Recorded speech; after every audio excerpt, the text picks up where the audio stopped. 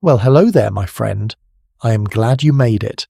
Pull the covers up a little higher, let your shoulders drop, and give yourself permission to do absolutely nothing else tonight except listen.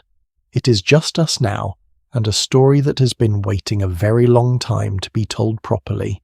Somewhere beneath the ice of Greenland there is a grave that took 6 months to find. Inside it, a man who froze to death chasing an idea the whole world called nonsense. He was not lost. He was not stranded by accident. He walked into that storm on purpose, trying to prove something almost nobody believed. That the world's continents once fit together like pieces of a puzzle, and that somehow they'd been quietly drifting apart for millions of years. Tonight we go back to the moment that idea was born and the freezing night it nearly died along with him. But before we step into that story together, do me one small favour. If you are already comfortable, already enjoying this so far, go ahead and tap that like button. It helps more than you would think, and if this kind of storytelling is your thing, stick around and subscribe so you do not miss the next one. Drop a comment too. I would love to know where in the world you're tucked in tonight and what time it is for you right now. Halfway across the planet, it is probably a completely different day, entirely. Now dim those lights down as low as you can get away with, maybe click on a fan or some soft background hum, and let's go find out what happened to a man who bet his whole life on a shape he noticed on a map. It was November of 1930, deep in the middle of Greenland's ice sheet, in a kind of cold that does not just bite it, presses on your chest until breathing itself feels like work. Every few steps the runners of the sled groaned against snow so cold it barely felt like snow at all, more like sand made of glass. Their breath turned to frost the instant it left their mouths, crusting onto wool scarves pulled up over their faces. There was no colour left anywhere in the world, only white ground blurring into a paler white sky with no clear line between them, no matter where you looked. 2 men were pulling that single dog sled across the frozen nothing, their faces wrapped except for narrow slits to see through. One of them was 50 years old, the other was only 23. Behind them, one sled had already been left behind. Ahead of them, roughly 250 miles of white silence stood between them and the nearest shelter. The older man's name was Alfred Wegener, and by the time this journey ends, most of what you think you know about maps, continents, and the ground you are standing on right now is about to change. To understand how we ended up out there, we have to go back almost 20 years to a much warmer room in a university library in Germany, where a young scientist was doing something almost embarrassingly ordinary. He was going through old scientific papers, mostly out of curiosity, when one small detail stopped him completely. Certain fossils, an ancient reptile, and ancient fern showed up in South America. And then impossibly the very same fossils showed up again in Africa on the opposite side of an entire ocean. There was no bridge connecting them. No reasonable explanation for how a small reptile with no wings and no ability to survive salt water could have crossed from one continent to the other. And it was not only fossils. Layers of rock on one side of the ocean lined up in age and composition, with layers of rock thousands of miles away on the other side, like 2 halves of the same striped cake, sliced apart and pushed to opposite ends of a table. Old mountain belts seemed to simply stop at one coastline only to pick up again, matching stripe for stripe, on a completely different continent. Wegener leaned over a map that night and traced the eastern edge of South America with his finger. Then he traced the western edge of Africa. They fit together. Not roughly, not almost. They fit together the way 2 torn edges of the same page fit back together if you line them up carefully enough. If you have ever pieced together a broken plate at 2 in the morning hoping nobody would notice, you already understand exactly what Wegener felt looking at that map. In January of 1912, Wegener stood in front of a room full of German geologists and told them his conclusion. The continents had not always been separate. There used to be one single landmass, and over enormous stretches of time they had drifted apart like pieces of a raft slowly floating away from each other on a quiet lake. He called it continental drift. The room did not respond the way he had hoped. That same year, only months after standing in front of that unimpressed crowd, Wegener went back to Greenland anyway. His small expedition nearly ended before it truly began, when a wall of glacier ice broke apart and came crashing down beside them without warning. They survived by nothing more than pure luck. Then, almost as if to prove a point to nobody in particular, his team became the first in history to spend an entire winter camped out on the open ice cap itself, followed by the longest crossing of that ice sheet anyone had ever attempted on foot, and by sled for months on end. If persistence ever needed a face, it probably looked a great deal like his. Word of his idea crossed the ocean, and in America a room full of respected geologists gathered specifically to take his theory apart piece by piece. One of them compared him to a man who takes wild liberties with an entire planet just to make his numbers work. Another dismissed the whole idea as something closer to fantasy than science. Funny thing is, most of these men had built entire careers without ever setting one foot on a glacier, while Wegener was out there nearly dying on one before breakfast. Somehow he was still the one whose sanity got questioned. For over a decade, Wegener could not even land a permanent teaching position in his own country, partly because of the very theory he refused to let go of. Here is the strange thing, though. He was not wrong about the pattern. He was only missing one piece of the puzzle, the part that explained how something as massive as a continent could possibly move. And in the 1920s, nobody could hand him that answer. Not yet. So while other scientists settled into comfortable careers, Wegener kept doing something almost stubborn. He kept going back to Greenland. He married the daughter of the mentor who had believed in him from the very beginning, started a family, kept teaching what little he was allowed to teach, and kept publishing revised editions of his book, adding fresh evidence every single time, hoping the next version might finally be the one that convinced somebody important. And still, again and again, he kept returning to the harshest, coldest, least forgiving place he could find, almost as if the ice itself might eventually agree to prove him right, even while the rest of the scientific world simply shrugged and looked away.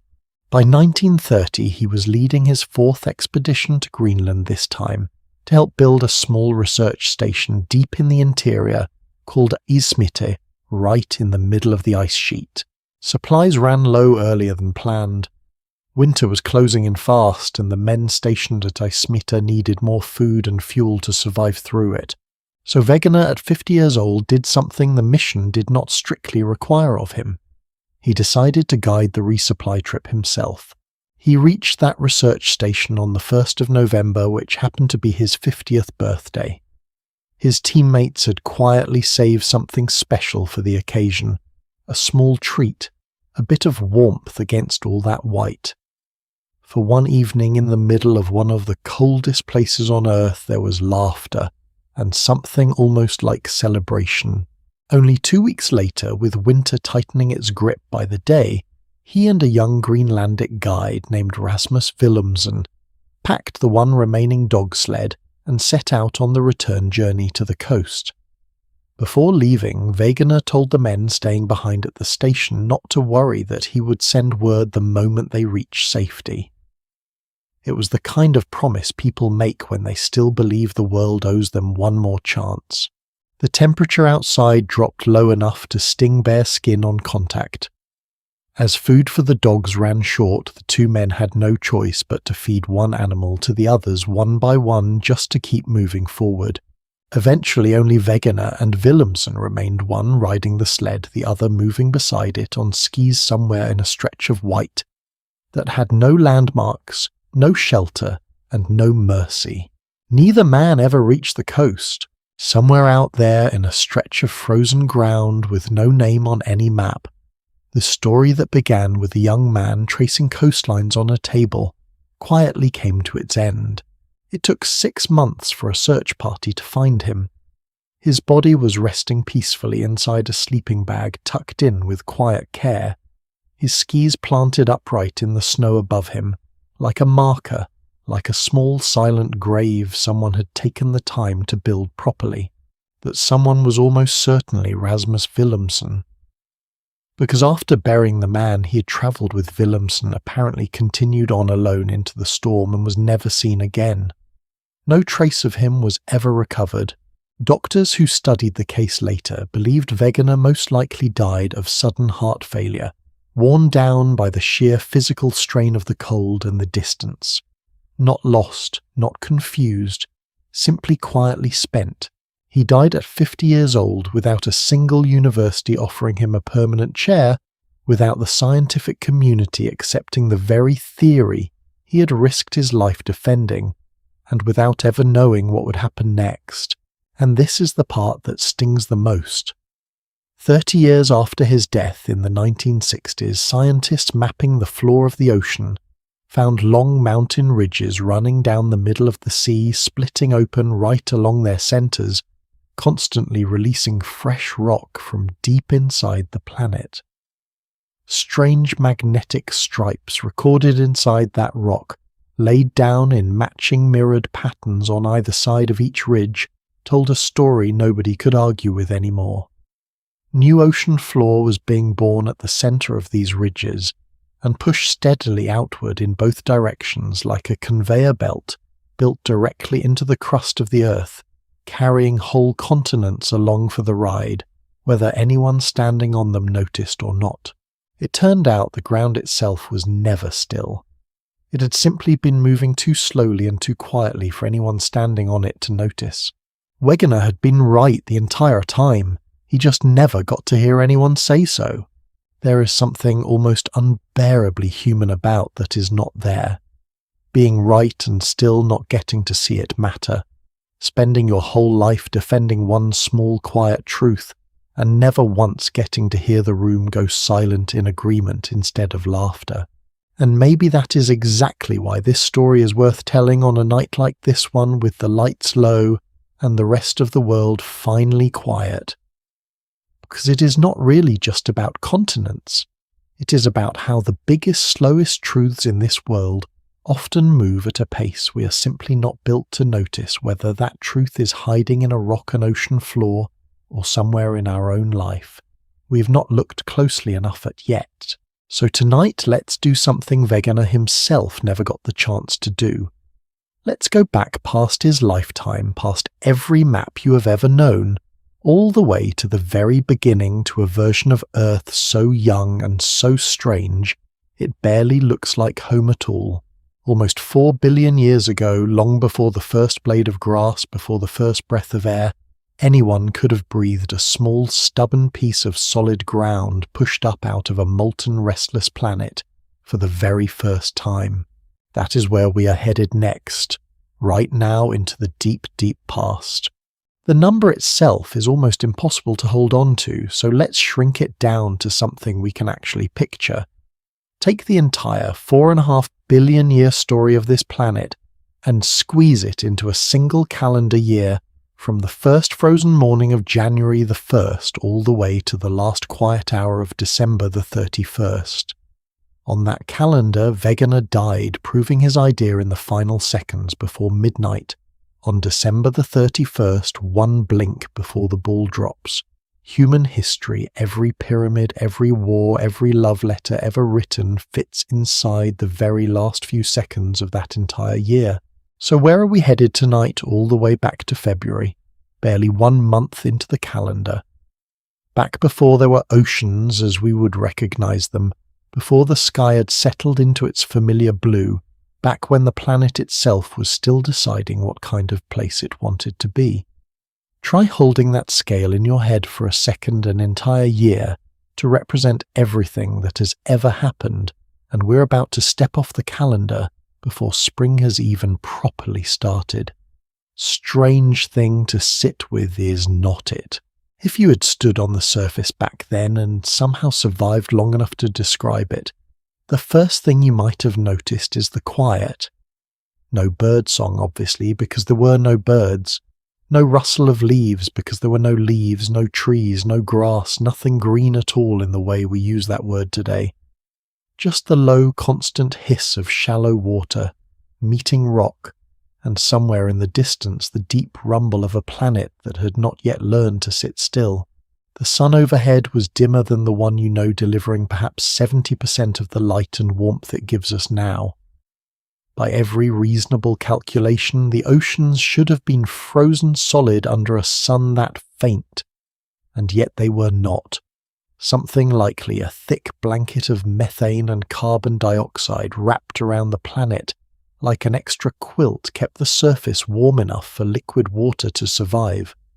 Scientists still argue over exactly how warm, some placing early ocean temperatures far higher than anything you would want to swim in.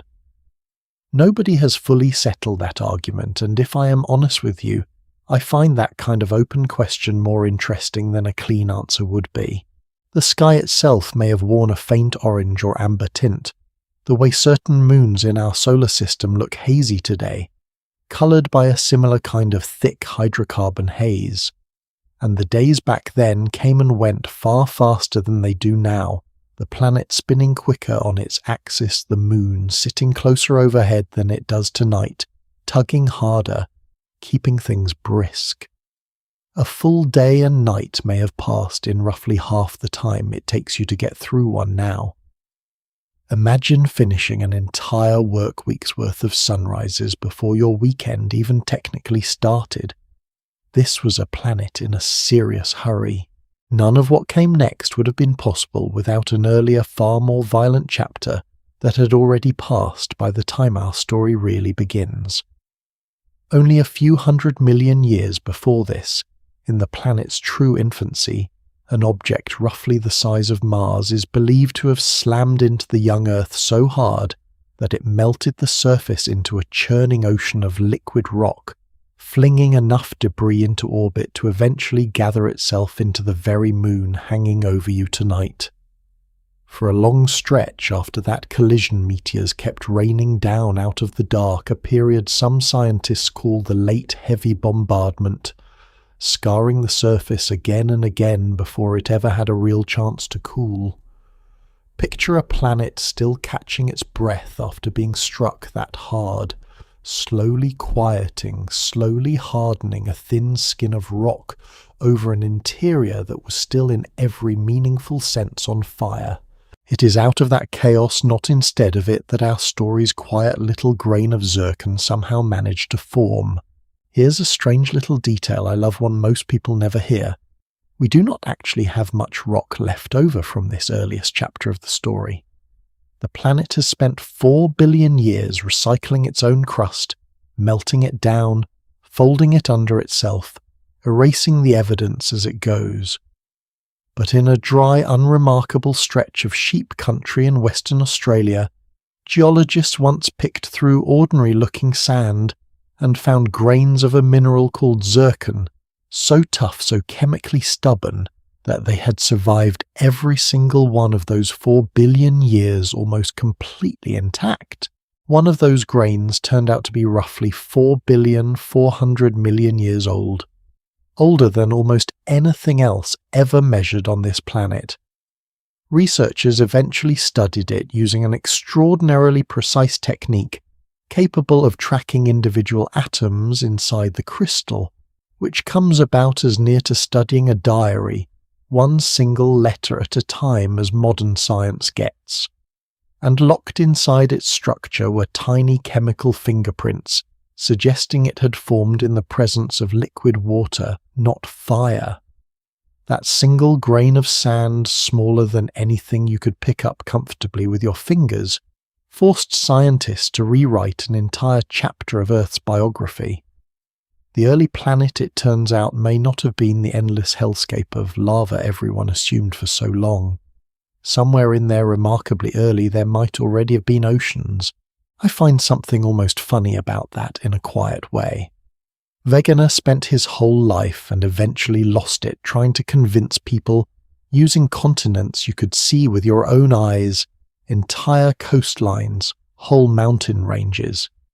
And here, decades later, an idea just as enormous got proven by something you would need a microscope to even notice. The scale of the evidence, it turns out, has nothing to do with the scale of the truth it happens to be carrying. Here is something worth clearing up, because I used to assume this myself before I looked closer. It is tempting to imagine scientists have some kind of continuous stone diary, stretching all the way back to the beginning page after page with nothing missing. The truth is almost the opposite. Less than 1% of everything the Archean world once produced is thought to have survived to today, most of it destroyed, buried, melted down, and quietly recycled by the very same planet that made it in the first place. Every outcrop of ancient greenstone still sitting in a field in South Africa or Western Australia is not just old, it is a genuine survivor, one of the rare pages that somehow escaped the shredder. That is part of why finding two survivors on opposite sides of an ocean telling the exact same story ends up meaning so much more than it might sound like at first. Now a lonely grain of zircon can tell you a moment existed. It cannot tell you what shape the land was or where it sat, or whether it was part of anything larger. For that kind of evidence, we have to jump forward a little to somewhere between 3 billion and 3.5 billion years ago, and to two places on the map that today could not feel further apart. One is the Kapvaal region of South Africa. The other is the Pilbara region of Western Australia. On a modern globe, an entire ocean and thousands of miles of open water sit between them.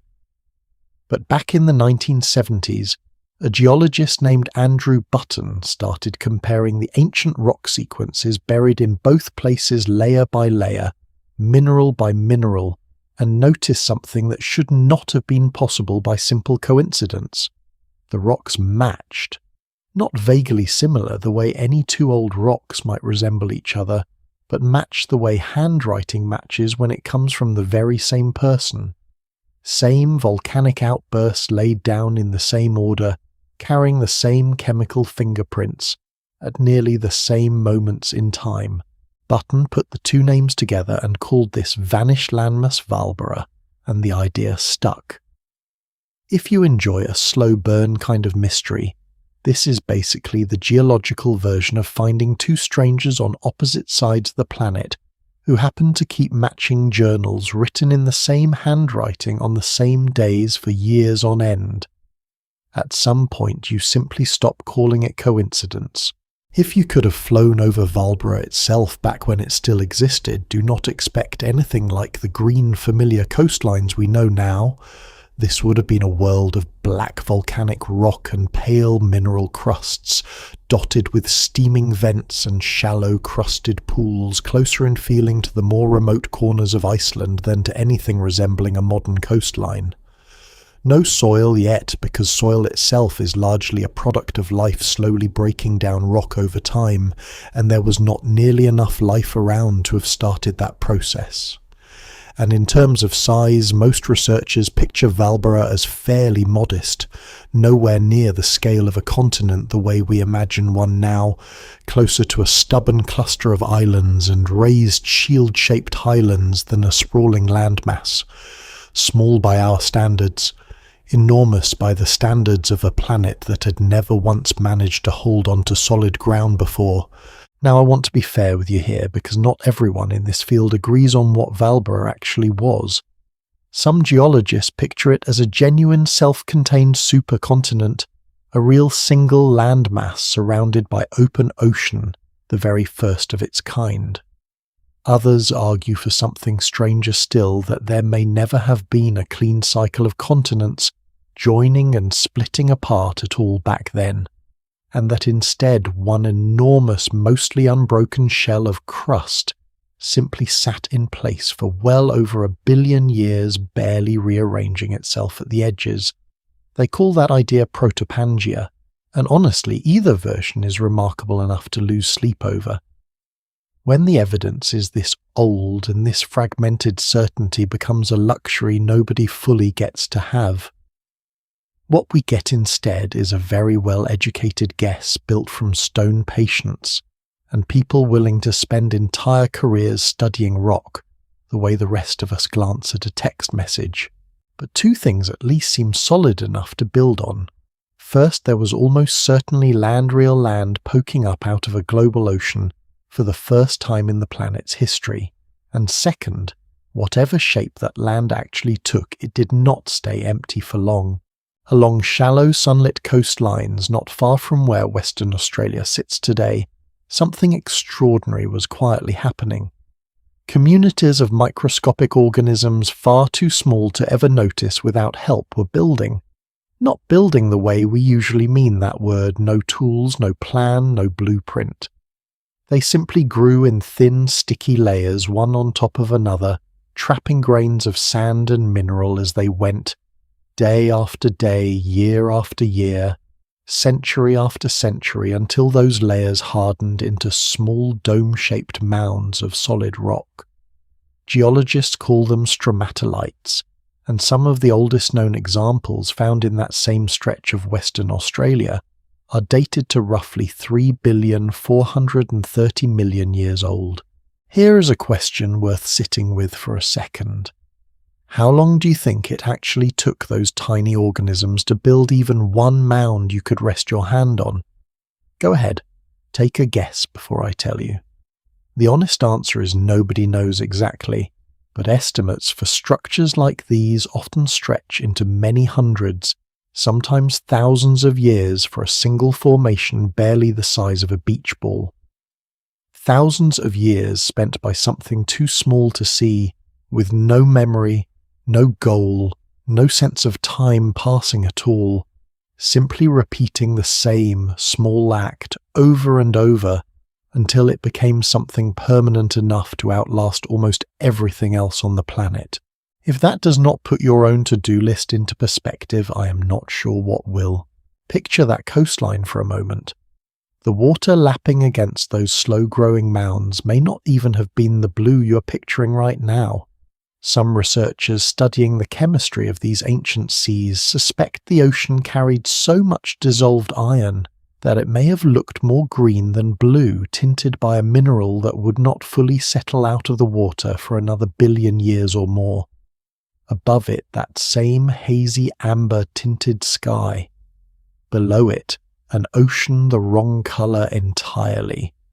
And scattered along the shore, small stone domes quietly built by something that had no eyes to ever see any of it. Vaalbara itself would not last, of course. Nothing in this story ever does. Within a few 100 million years, the same restless forces that pushed it up out of the ocean would begin quietly pulling it apart again, piece by piece, clearing the ground for the next landmass to rise in its place. That is simply how this planet works and always has. Nothing stays whole forever here, but almost nothing truly disappears either. It just gets rearranged over and over on a schedule too slow for any of us to ever witness more than a single frame of. There is something I keep coming back to about this part of the story. Every supercontinent we're going to talk about across this journey, every mountain range, every ocean that opens and shuts again over the next several billion years, all of it traces back to this. Not to a dramatic beginning, not to lightning or thunder or some cinematic burst of creation, just patient, quiet accumulation one thin layer at a time, until something solid enough to matter finally emerged. There is a kind of comfort in that, I think, if you let it sit with you a while, because what happens next in this story is not gentle at all.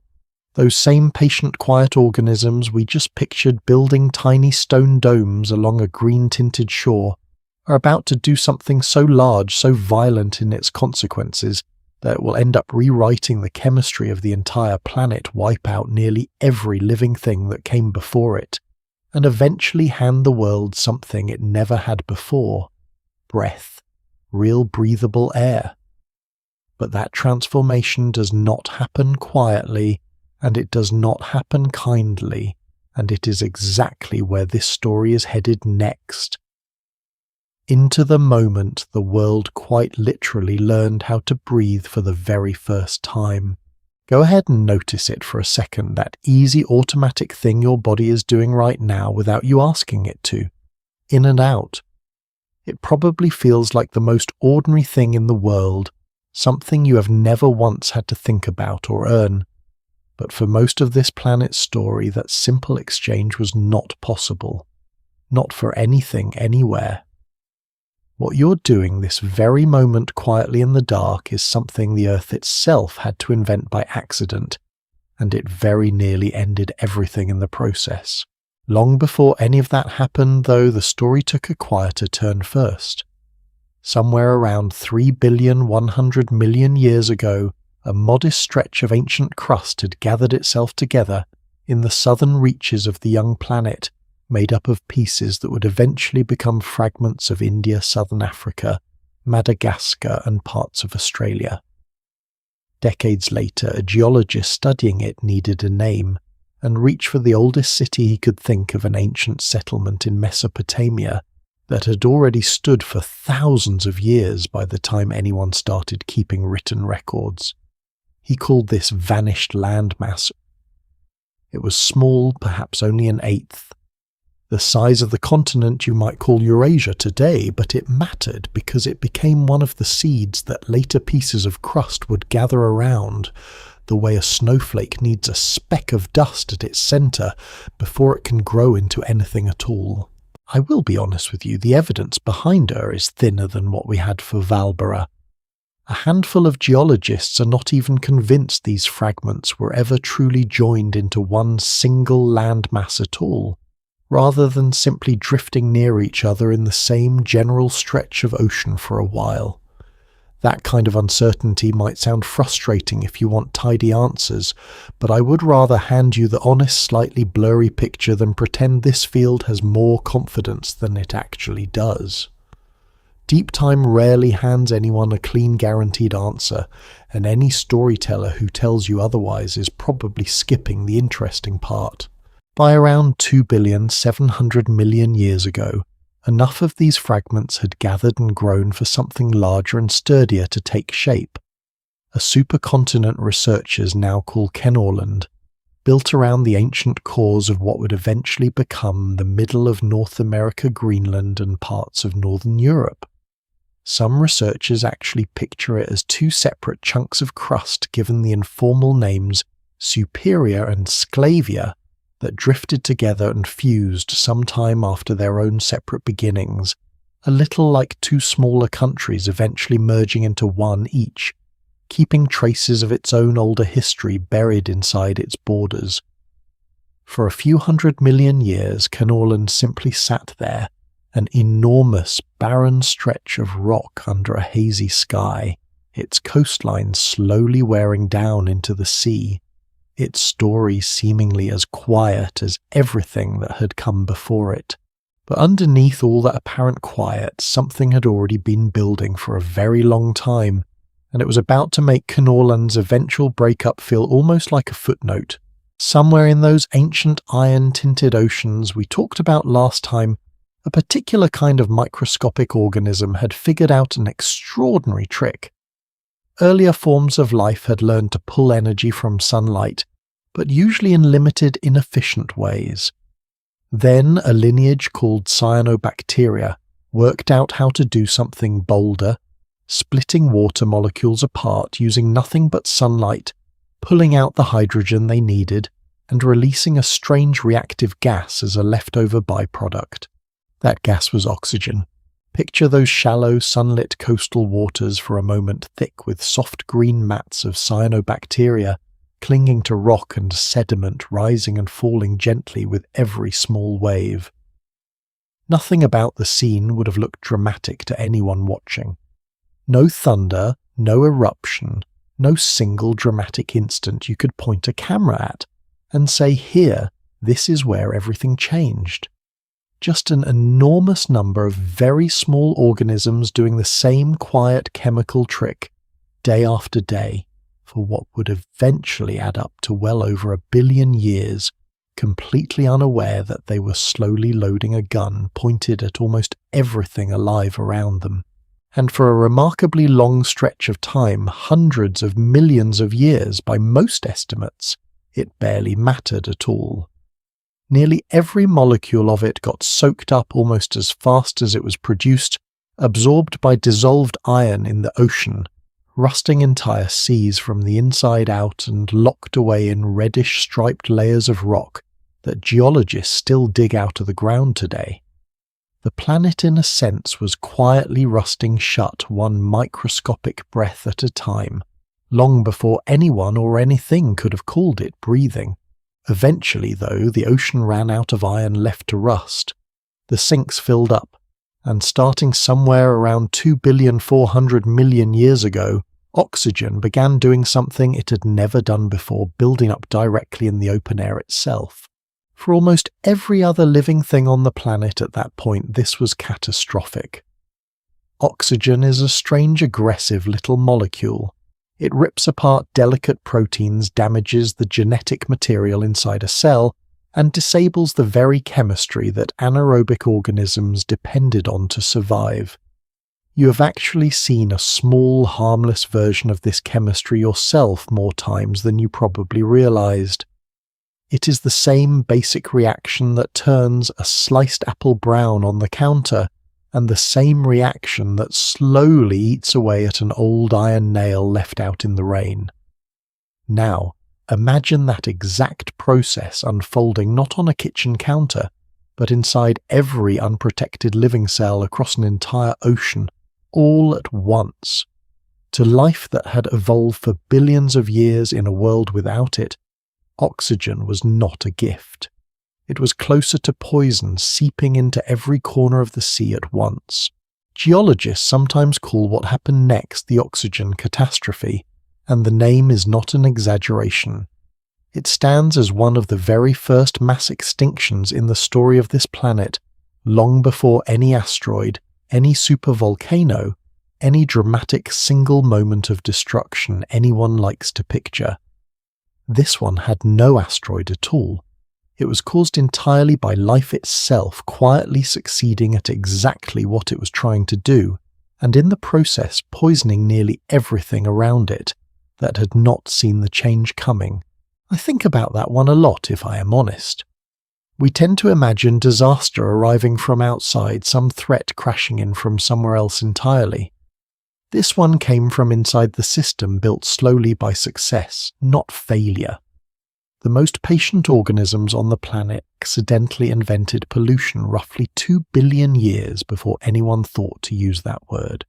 There is detail buried inside this story that most retellings skip entirely, and it happens to be one of my favourite parts. Oxygen did not rise purely because cyanobacteria simply got better at their job.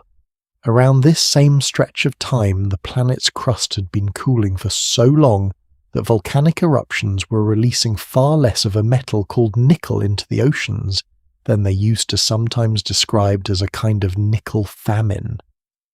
It turns out an older rival group of microbes, ones that produced methane instead of oxygen, depended heavily on nickel to survive and thrive. Starve them of nickel, and their numbers began quietly thinning out, clearing space for the oxygen, producing cyanobacteria to finally take over. In other words, a slow change happening deep inside solid rock, something with absolutely nothing to do with breathing or biology on the surface, may have been just as responsible for the air you breathe tonight as the microbes themselves were. And there is a second thread to this story, one that only came to light fairly recently, that I find even stranger. A research team studying a sinkhole at the bottom of Lake Huron in the northern United States noticed something unusual happening among the microbial mats living down there in near total darkness. Every single day, a very physical, almost theatrical struggle plays out between two competing groups of microbes. Purple oxygen producing cyanobacteria and pale sulfur consuming bacteria take turns crawling over each other for the best position near the surface of the mat. The sulfur-eating microbes dominate through the night, then get slowly pushed aside once daylight builds up enough for the cyanobacteria to shove their way to the top and start photosynthesizing. But here's the strange part. The cyanobacteria are slow to start. They need several hours of steady light before they really get going, meaning on a short enough day they never fully wake up before nightfall shoves them back down again. That observation led the research team to a much bigger question. What if the exact same limitation applied across the entire history of this planet Earth's day was once far shorter than it is now, closer to 6 hours long, back when the moon had only just formed, and it has been gradually lengthening ever since, as the moon's gentle pull slowly drags against the spinning planet, like a very patient hand resting against a spinning wheel. Run the math and the timing lines up almost perfectly. Oxygen only truly began accumulating in the atmosphere once Earth's days had stretched out long enough, somewhere in the range of 16 to 19 hours, to finally give these microscopic organisms enough daylight in a row to outproduce the pace at which the planet kept soaking the oxygen back up. Which means, in a very real sense, the simple fact that days keep getting slightly longer, year after year, may be one of the reasons you're able to sit here breathing right now. Here is something worth clearing up before we go any further, because it trips people up constantly, myself included, at one point. It is easy to picture the Great Oxidation event as a single afternoon, where the atmosphere suddenly flipped from unbreathable to familiar, like flipping a switch on a wall. That is not remotely what happened. Oxygen levels crept up in fits, and start stalled out for long stretches, occasionally slipped backward, and would not reach anything resembling the air filling your lungs right now for another 1,500,000,000 years or more after this event began. What we're describing tonight is only the opening chapter of a process that took longer to finish than the entire span of time separating you from the very first bacteria. But that same rising tide of oxygen came with an enormous unexpected price tag attached. All that spare oxygen did not stay put. It reacted with methane gas already floating in the atmosphere, the very same gas that had been trapping heat and keeping the planet comfortable despite that fainter younger sun we talked about. Oxygen broke that methane down almost completely, and the greenhouse blanket keeping Earth warm collapsed within what was, geologically speaking, a shockingly short window of time. The planet plunged into ice. Not a light frost, not a rough winter, but what may have been the longest and most severe ice age this world has ever experienced, stretching on for somewhere between 300 and 400 million years, with some researchers suspecting ice sheets may have reached all the way down to the equator itself. To put that stretch of cold into some kind of perspective, if you lined up every ice age since all of them added together, they still would not fill the amount of time this one lasted on its own. Picture an entire ocean frozen solid enough to walk across, stretching from pole to pole, with nothing green, nothing warm, nothing moving anywhere on the surface for longer than the entire span of time between the first dinosaurs and right now. Not everything died, of course. Tucked away in deep ocean sediments, buried muds and pockets of water, that oxygen never quite reached some of those older anaerobic microbes managed to hang on, adapting to a smaller hidden version of the world they used to rule completely. Remarkably, their direct descendants are still down there today, clustered around scalding hydrothermal vents on the ocean floor, buried in oxygen, starved mud at the bottom of certain lakes, even packed into the deep, airless folds of your own digestive system right now, whether you are aware of hosting them or not. They are surviving almost exactly the way their ancestors did 2 billion years ago, in a kind of quiet exile from the surface world their own relatives helped create. Here is something worth sitting with for a moment, and I would love to know what you think. Has there ever been a moment in your own life where getting exactly what you were working toward ended up changing everything around you in ways you never expected, for better and for worse at the same time? I ask because that pattern, success reshaping the whole world around it, whether anyone intended it to or not, shows up again and again across this planet's story. And this was only the first time it ever happened at this kind of scale. As all of this unfolded, Kenorland itself did not survive the transition either. Weakened by the same restless heat rising up from deep within the planet that had assembled it in the first place, It slowly rifted apart into smaller pieces over the following several 100 million years, scattering fragments that would eventually need to find each other all over again. And find each other they eventually did. Because once the ice finally retreated and the air settled into something closer to breathable, the pieces of this story began drifting back together into something even larger, something built to last far longer than anything that came before it, stretching across a stretch of time so calm, so uneventful on the surface that scientists studying it later would only half-jokingly give it a rather unflattering nickname. It would be easy to assume that calm meant nothing worth telling was happening underneath it, and that assumption would turn out to be almost entirely wrong. Calm, it turns out, is not always what it looks like from the outside. And that is exactly where we are headed next. Scientists actually have an official nickname for the stretch of time we're about to walk into together, and I have to warn you, it is not exactly a flattering one. They call it the boring billion. Yes, an entire billion years of this planet's history, quietly filed under boring as if some overworked geologist just wanted to move on to more exciting rocks. I have to be honest, when I first came across that nickname I laughed a little. And then the more I actually looked into what was happening underneath the surface of all that supposed boredom, I stopped laughing, because I do not think whoever named it that was paying near enough attention. Let's start with the ground itself, because something remarkable was actually happening there right at the start of this so-called boring stretch.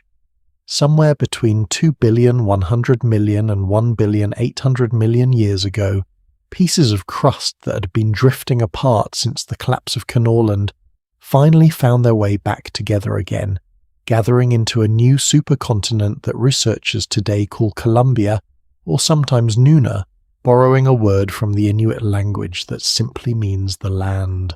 This was not some patchy half-confirmed cluster of ancient rock, either the kind we had to squint at and argue over earlier in this journey. Columbia left behind an entire network of mountain-building collision zones stretching across what would eventually become North America, Northern Europe, Siberia and Australia. Evidence solid enough that most researchers consider it the very first supercontinent we can reconstruct with real confidence. Somewhere along its spine, geologists have even found traces of a mountain range enormous enough to earn its own nickname, the Nuna Supermountains, a chain that may have rivaled or even outsized the Himalayas you would recognize today, worn down now to almost nothing after 2 billion years of rain, weather and time. If you could have walked across the interior of Columbia itself, expect something closer to an endless sun-blasted desert than any coastline you would recognize. Thick layers of salt and gypsum, the kind that only forms when shallow seawater evaporates over and over under a relentless sun with nothing to interrupt the pattern. For millions of years running, still show up in rock formations left behind from this supercontinent's dry interior heartland. Not a single blade of anything green, of course, since true land plants were still well over 1 billion years away from existing at all. Just heat, salt, bare red rock, and a stillness that matched everything else about this era. Quick question for you before we go any further. If you had to guess, do you think a supercontinent this ancient left behind more solid evidence than the ones we already covered together, or less? Hold that thought for a moment. Here is how geologists actually pin a vanished continent like this down in the first place, since I realize I've never fully explained the trick behind it.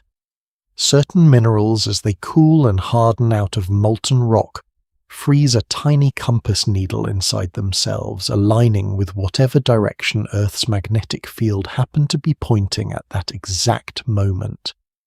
That frozen orientation never changes again, even after the rock gets dragged halfway around the planet over the following 2 billion years. By carefully measuring that frozen magnetic direction in rocks from every continent alive today, researchers can calculate roughly where on the globe and at what latitude each individual piece of crust used to sit relative to the others. Line enough of those magnetic fingerprints up correctly, and an entire vanished supercontinent starts reassembling itself on paper, the way a jigsaw puzzle reveals its picture once enough pieces click into place. It is a slower, more mathematical kind of detective work than matching fossils across an ocean, but it happens to be one of the sturdiest tools we have for peering this far back. And to answer my own question, the honest answer is more, not less. Columbia left behind a richer, more consistent magnetic trail than almost anything that came before it. So if the ground itself was doing something this dramatic right at the start, why would anyone look at the next billion years and reach for a word like boring? Here's the honest answer. Compared to what came immediately before it, and compared to what was coming immediately after it, this stretch of time really does look remarkably calm on paper. Behind us now sits an era of violent planet-altering oxygen poisoning and a frozen world locked in ice for hundreds of millions of years. Ahead of us, waiting a long way down the road, sits an even stranger, even colder chapter, when the entire planet may freeze over again from pole to pole.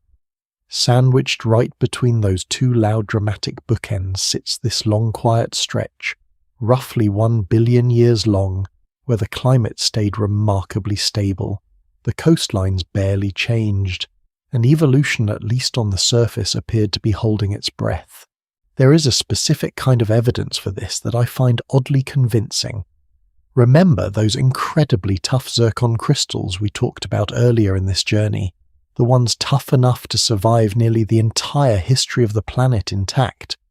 Geologists have now dated hundreds of thousands of them, pulled from mountain-building events scattered across every era of Earth's history, and when you plot the ages of all of them together on a single chart, you get something that looks almost like a heartbeat monitor. Tall spikes representing bursts of continent-building activity separated by quieter valleys in between. Right across this billion-year stretch, we're discussing tonight that heartbeat monitor goes remarkably flat. Not completely silent, but muted, stretched out, missing the tall, dramatic spikes clustered on either side of it. Something about the way this planet was building, or rather not building new mountains, had truly slowed down. One leading explanation researchers have proposed for that flat line is almost delightfully strange. Rather than the fast-moving, actively shifting collection of separate plates sliding round on the surface, the way we picture Earth's crust operating today, some geologists suspect this era may have functioned more like a single mostly rigid lid, sitting stiffly over a slower churning interior underneath, with far less of the grinding, subducting, mountain-raising motion happening at the edges. Picture the difference between a pot of water at a full rolling boil and that same pot left at the gentlest simmer for a very long stretch of time. Both are technically still cooking. Only one of them looks like anything is happening from the outside, but paper is not the same as reality, and if you actually went swimming in that ocean, you would have noticed something was deeply, strangely wrong almost immediately. A geochemist named Donald Canfield spent years studying the chemistry locked inside rocks from this period, and in the late 1990s he proposed something that quietly rewrote how we picture this entire era. Beneath a thin, mostly oxygen-touched surface layer, he argued most of the deep ocean during this billion-year stretch was neither blue nor green, but closer to a strange milky turquoise, fading down into black thick with dissolved hydrogen sulfide, the same foul-smelling compound responsible for the smell of rotten eggs.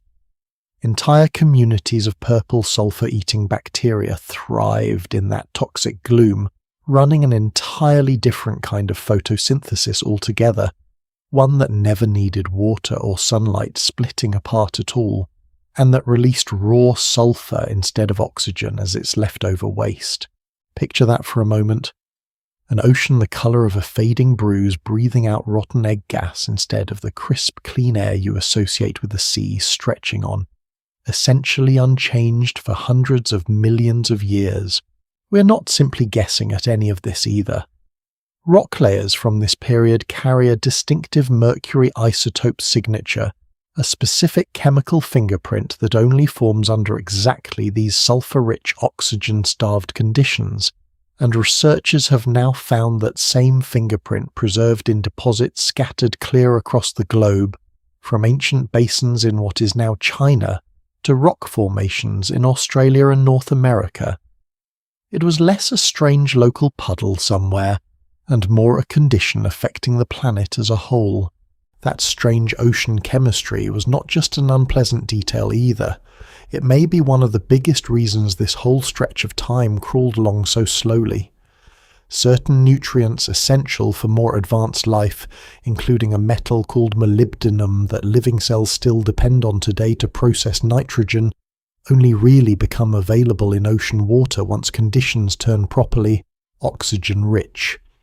In a sulfidic low-oxygen ocean like this one, that essential metal mostly stayed locked away, unavailable, starving anything more ambitious than simple single-celled life of exactly the ingredients it would have needed to take the next big step forward.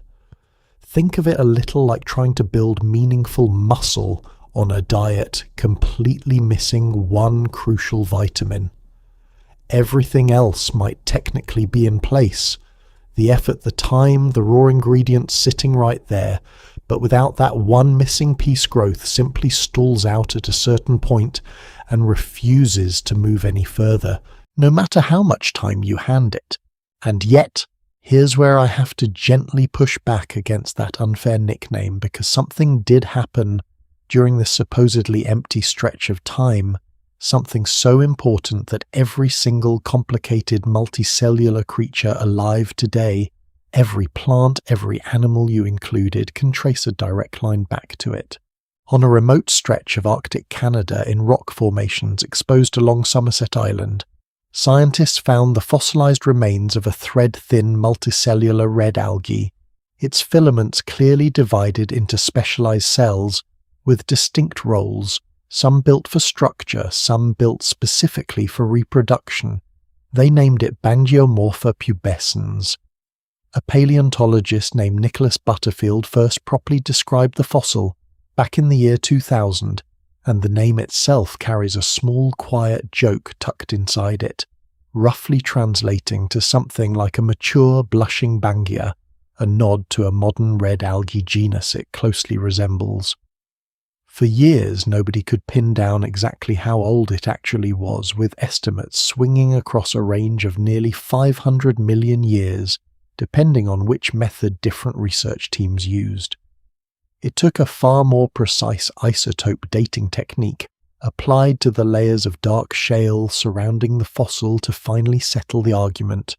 The answer that came back was almost exactly 1,047,000,000 years old, placing it comfortably in the middle of our supposedly boring billion. I should mention in fairness that a few researchers have proposed even older candidates for complex multicellular life fossils from India, dated to somewhere around 1,600,000,000 years old. But those particular specimens remain disputed, with some of the very same scientists who first identified Bangiomorpha openly doubtful about whether the older Indian fossils are actually eukaryotes at all, rather than some simpler kind of organism that merely resembles one on the surface. Deep time once again refuses to hand anyone a perfectly tidy answer. Why does a single fossilized strand of algae matter this much? Because Bangiomorpha was not simply multicellular, it had differentiated cells clearly organized for one specific purpose, producing spores in a way that shows this humble little organism had already discovered sexual reproduction, the oldest confirmed example anywhere in the fossil record.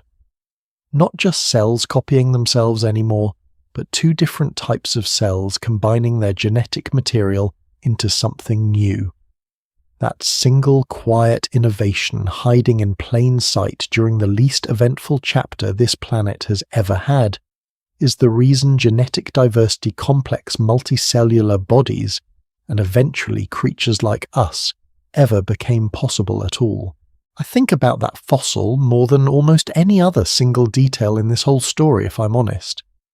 An entire billion years written off by textbooks and lecture halls as the dull middle chapter nobody wants to teach, and buried right in the middle of it is the single quiet event that made sex complexity and eventually every one of us possible in the first place. Have you ever gone through a stretch of your own life that felt completely uneventful while it was happening, a long quiet season with nothing dramatic to report, only to look back later and realize that was exactly when something important was actually taking root? I would not be surprised if a lot of you are nodding right now. This planet, it turns out, went through the exact same thing on a scale almost too large to hold in your head comfortably. There is something oddly comforting in that, at least to me. Our culture tends to treat quiet stretches like a problem to be fixed evidence that something has gone stagnant or wrong. This billion-year chapter of Earth's story argues fairly convincingly against that whole assumption. Sometimes the work that matters most does not announce itself with noise or drama at all. Sometimes it just needs an uninterrupted, unremarkable stretch of time to quietly finish forming tucked away, where almost nobody thinks to look for it. Columbia itself did not last forever, of course.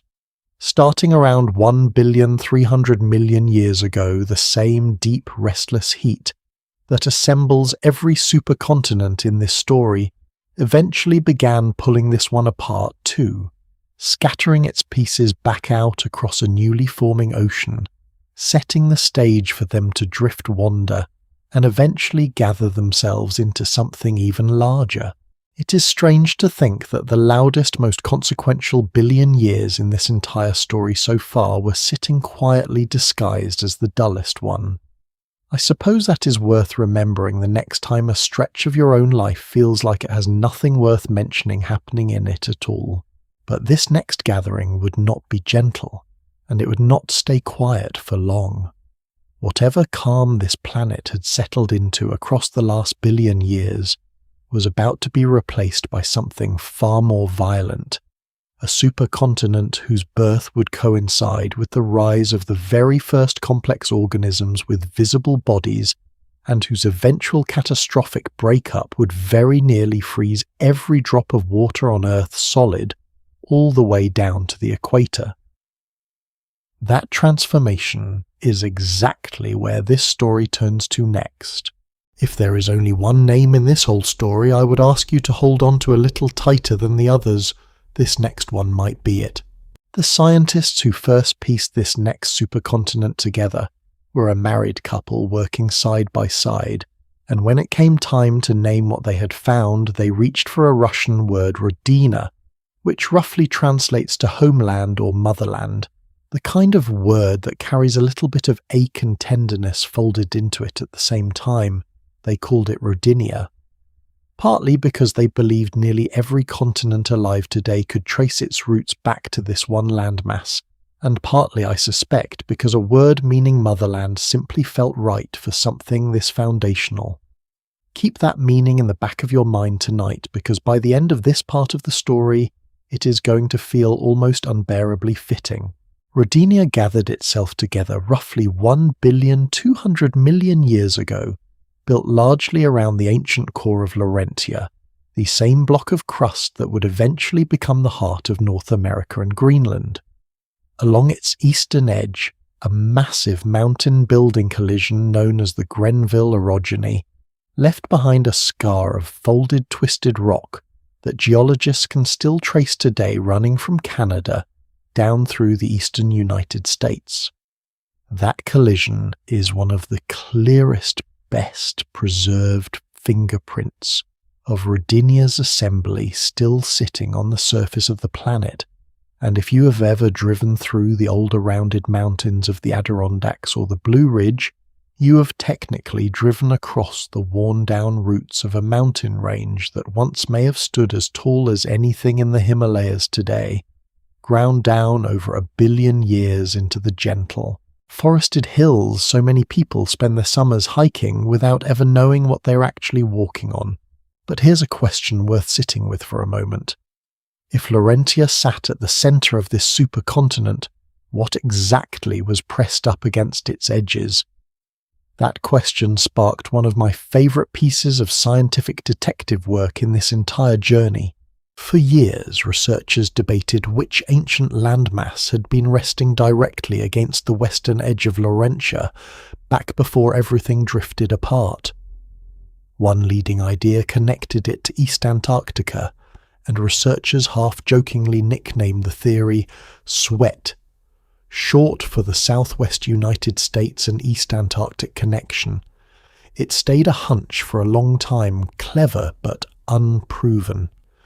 Then, in the early 2000s, a research team collected rock samples from two places that could not feel further apart today, the Franklin Mountains near El Paso, Texas, and a remote icebound stretch of Antarctica called Coates Land. Both sets of rock turned out to be exactly the same age, formed by the same kind of ancient, volcanic rifting event. And when the team measured the specific isotopic ratio of a heavy metal called lead locked inside each sample, the numbers matched almost perfectly, near enough that the researchers described the two rock formations as sharing an identical chemical fingerprint. Two pieces of stone sitting on opposite sides of the planet today, whispering the exact same story about where they used to stand together. If you have been with me since the very beginning of this journey, you might notice something different about the way I am able to tell this particular chapter. With Vaalbara, and even with Columbia, I kept having to reach for words like probably, or most researchers believe, or the evidence suggests. Rodinia is the first supercontinent in this entire story that geologists can reconstruct with something closer to genuine confidence. Cross-checked across multiple independent lines of evidence, mountain belts, magnetic fingerprints matching isotopic ratios, all pointing toward roughly the same arrangement of ancient land. It does not mean every detail is settled. Plenty of arguments over Rodinia's exact shape are still ongoing among the people who study it for a living. But the fog at long last is beginning to lift just slightly. Now, while all of this ancient stone was still fused into a single quiet landmass, something was also stirring in the oceans, lapping against its shores, something worth calling attention to, because this is the part of the story where the word complexity truly starts to earn its place. Life at this point was still nothing you or I would immediately recognize, no shells, no legs, nothing resembling an animal in any familiar sense. But the microscopic single-celled organisms drifting through Rodinia's coastal waters, a group scientists broadly call acritarchs, were growing noticeably larger, more elaborately shaped and more varied than anything that came before them, decorated with spines, ornate outer walls, and increasingly specialized internal structures. Under a microscope, some of these tiny fossils actually look like miniature sea urchins or spiked party favors, a small explosion of shapes appearing in the fossil record almost exactly when Rodinia finished assembling itself. If you had to guess why that timing might not be a coincidence, what would be your first instinct? My own guess, and the one plenty of researchers lean toward, has to do with coastline. A single enormous supercontinent creates an enormous stretch of shallow, nutrient-rich coastal water, all clustered together in one place, exactly the kind of crowded, resource-rich neighborhood that tends to reward experimentation. It is a subtle shift if you're only looking at the fossil record from a distance, but subtle is exactly the point. Evolution rarely announces its biggest turns with fireworks. Usually it starts with something this quiet, a slightly stranger shape showing up in the mud, easy to miss, unless you already know to look for it. Rodinia, in other words, was not just giving birth to a supercontinent. Something inside it was quietly beginning to experiment with what complexity itself could look like, That unfortunately is roughly where the gentle part of this story ends.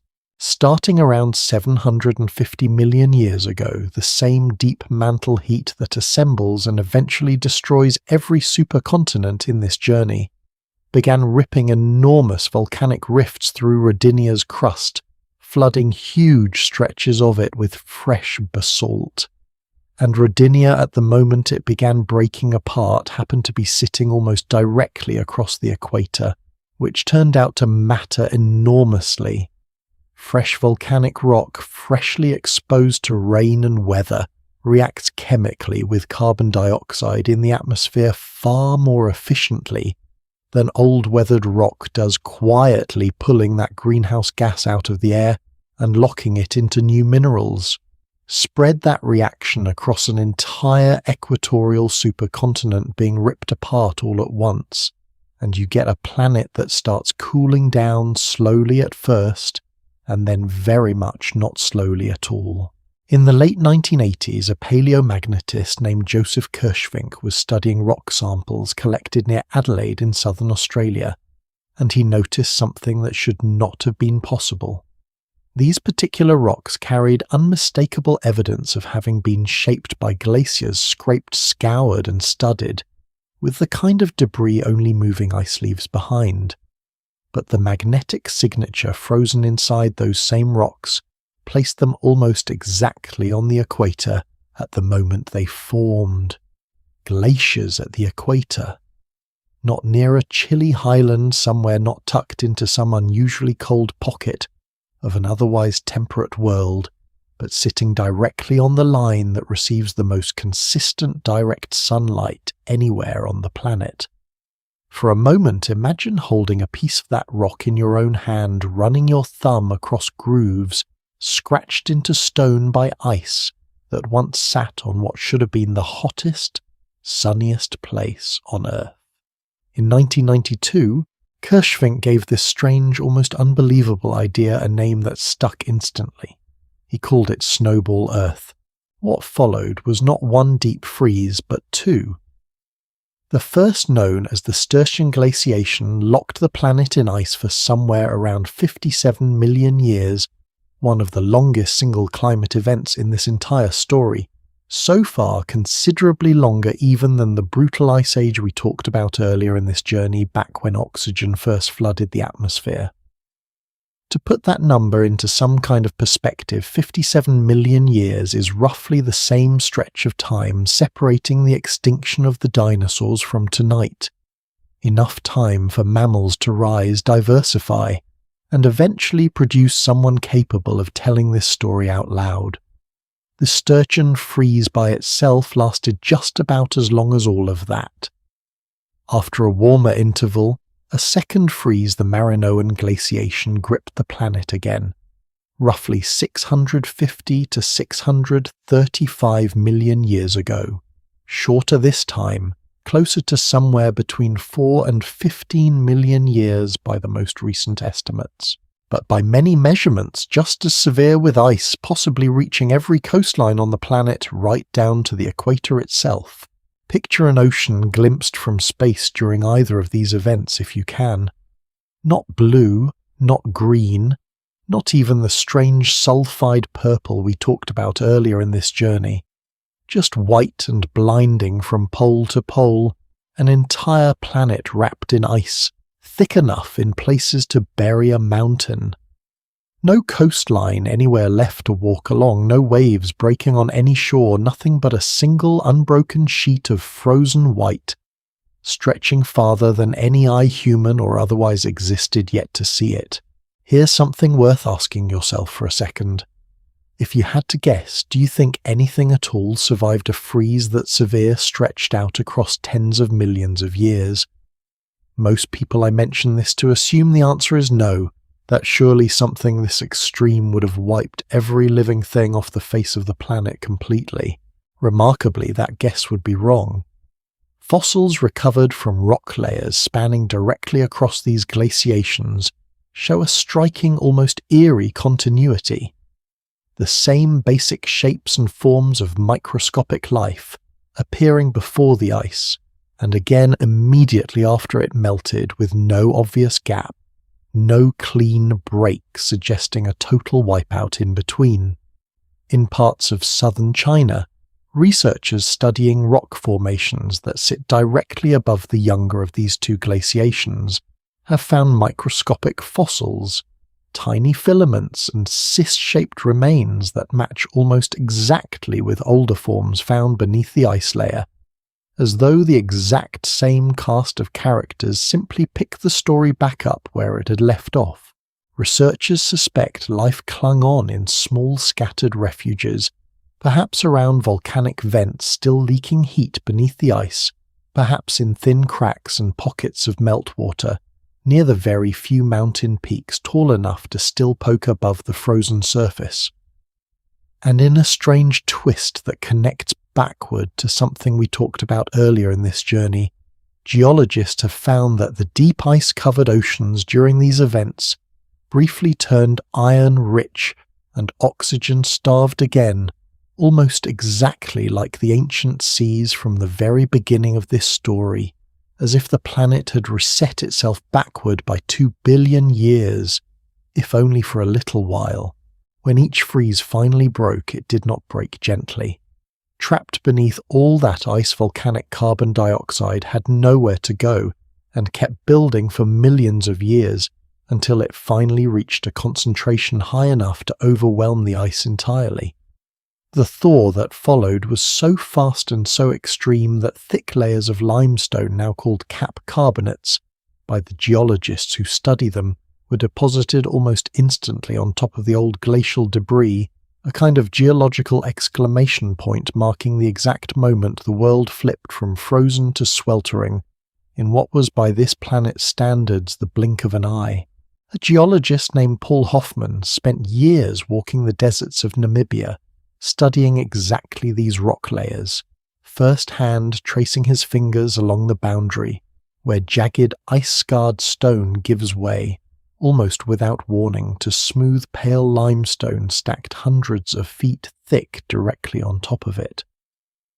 Standing in one of the driest places on the planet today, he was essentially reading the ending of an ice age written directly into the landscape beneath his boots. One extreme climate swallowing another in what, geologically speaking, amounts to a single dramatic breath. I keep coming back to the name, if I am honest with you.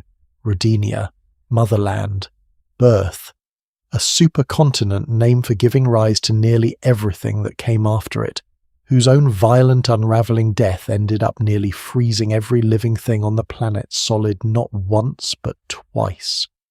And yet life did not just survive that ordeal, it came out the other side, changed, tempered by it, in a way that would matter enormously for what happens next. There is something almost parental about that in the most complicated sense of the word, a kind of birth that very nearly destroys everything it creates right before finally unmistakably succeeding. Maybe you know a version of that pattern yourself, some difficult season, that felt at the time like it was only breaking things down, only to look back later and realize it had actually been clearing space for whatever came afterward. This planet, it turns out, is no stranger to that particular kind of hard beginning, because once that ice finally broke for the last time, the ocean it left behind was not the same ocean life had known before the freeze. Nutrients scraped loose by millions of years of grinding ice dumped suddenly into water, no longer locked in permanent winter, created something closer to the richest feast this planet had ever offered its own life. And into those newly thawed, mineral-rich waters something was about to appear that this planet had never produced before. Not bacteria, not algae, not anything microscopic at all, but the first true bodies, strange, soft, and utterly unlike anything that came before them, drifting and pulsing across the seafloor in shapes so unfamiliar that when scientists first found them fossilized, some of them honestly did not know what kingdom of life they were even looking at. That is precisely where we are headed next. On the 27th of March 1946, a young geologist named Reg Sprigg was walking through a stretch of dry, rugged hill country in South Australia called the Ediacara Hills, checking on an old abandoned mine for the state government. He was not looking for fossils that day. He was looking for deposits of zinc and the heavy metal lead worth reopening. But somewhere along those quartzite ridges he stopped to eat his lunch on a flat slab of rock, and noticed faint, strange impressions pressed into the stone beneath him, delicate ring-shaped patterns that looked almost like the fossilized print of something soft-bodied that had once settled onto ancient mud and left its outline behind. He brought a few samples back to his mentor at the University of Adelaide, a respected professor named Douglas Mawson, and was met with caution rather than excitement. An earlier claim of Precambrian fossils elsewhere in Australia had been discredited years before, and Mawson, understandably wary of repeating the embarrassment, urged Sprigg to be conservative. So for a while these strange impressions sat quietly filed away, waiting for the world to be ready for them. It would take years, and eventually the work of other researchers building on Sprigg's original find, before the scientific world fully accepted what he had actually stumbled onto that afternoon. I find it almost funny in a gentle way how often the biggest discoveries in this entire story keep happening to people who are not even looking for them. Wegener was reading about fossils out of simple curiosity. A grain of Australian zircon nearly got treated as ordinary sand. And now here is a government geologist hunting for scrap metal deposits, who instead sat down for a sandwich on top of one of the most important fossil beds in the history of this planet. What Sprigg had actually stumbled onto, sitting there eating his sandwich, was the first solid evidence that complicated multicellular life existed on this planet, millions of years before anyone thought it possible. Today an entire chapter of geologic time carries the name of that one dusty hillside. Geologists call it the Ediacaran period, and it remains the only period on the entire geologic calendar named after a fossil site outside Europe. So what exactly were these things? Sprigg found pressed into the rock picture a flat-ribbed oval-shaped creature, sometimes barely the size of a coin, sometimes stretching wider than a dinner plate, with a texture like a quilted blanket laid gently across the seafloor. Scientists eventually named it Dickinsonia after a government mining official named Ben Dickinson, and for more than 70 years afterward, nobody could agree on what it actually was. A worm, a giant amoeba, a lichen, a fungus, an entirely separate extinct branch of life unrelated to anything alive today with no modern descendants at all. 7 different experts asked directly which kingdom of life it belonged to once gave 7 different answers. There were others sharing that ancient seafloor alongside it, just as strange. Something called Tribrachidium, built around a body plan with threefold symmetry, a pattern that does not exist anywhere in the animal kingdom today. Nothing with 2 sides, nothing radiating out in circles like a starfish, just an entirely separate geometry of life that evolution apparently tried once and then quietly abandoned forever. Something called Kimberella oval and soft-bodied that left behind faint scratch marks in the mud, suggesting it may have actually grazed across microbial mats the way a cow grazes a field, one of the very first hints of an animal deliberately moving to feed itself rather than simply drifting wherever the current happened to carry it. And frond-shaped organisms called Charnia, rooted in place, like something between a fern and a feather, swaying gently in currents that have not existed for over 500 million years, filtering whatever nutrients happen to drift past rather than chasing anything down at all. None of them had faces. None of them had anything resembling a mouth in any way we would recognize, or eyes, or any obvious front or back the way most animals today are built. If you had been swimming past this seafloor yourself, you likely would not have known which way was forward on any of them, let alone what to call them. Here's a question worth turning over in your own head for a second. If you had been the one holding that very first slab of stone in your hands back in 1946, with absolutely no context for what you were looking at, what would your gut instinct have told you? It was a plant pressed flat. Some kind of jellyfish. A stain left by something that was never alive at all. Take a moment and actually decide on an answer before I tell you what the experts thought. Because for decades, the actual professionals could not agree either, and I mean that quite literally.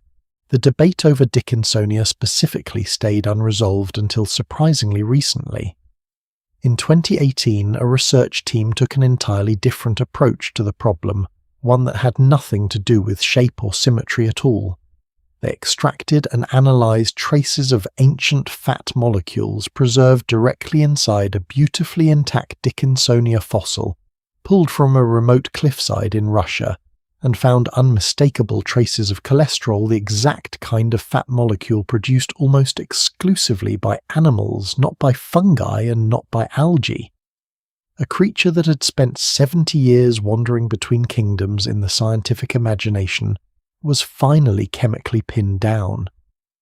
Dickinsonia was an animal, not a particularly direct relative of anything alive today, but an animal all the same, quite possibly one of the very earliest true animals this planet ever produced.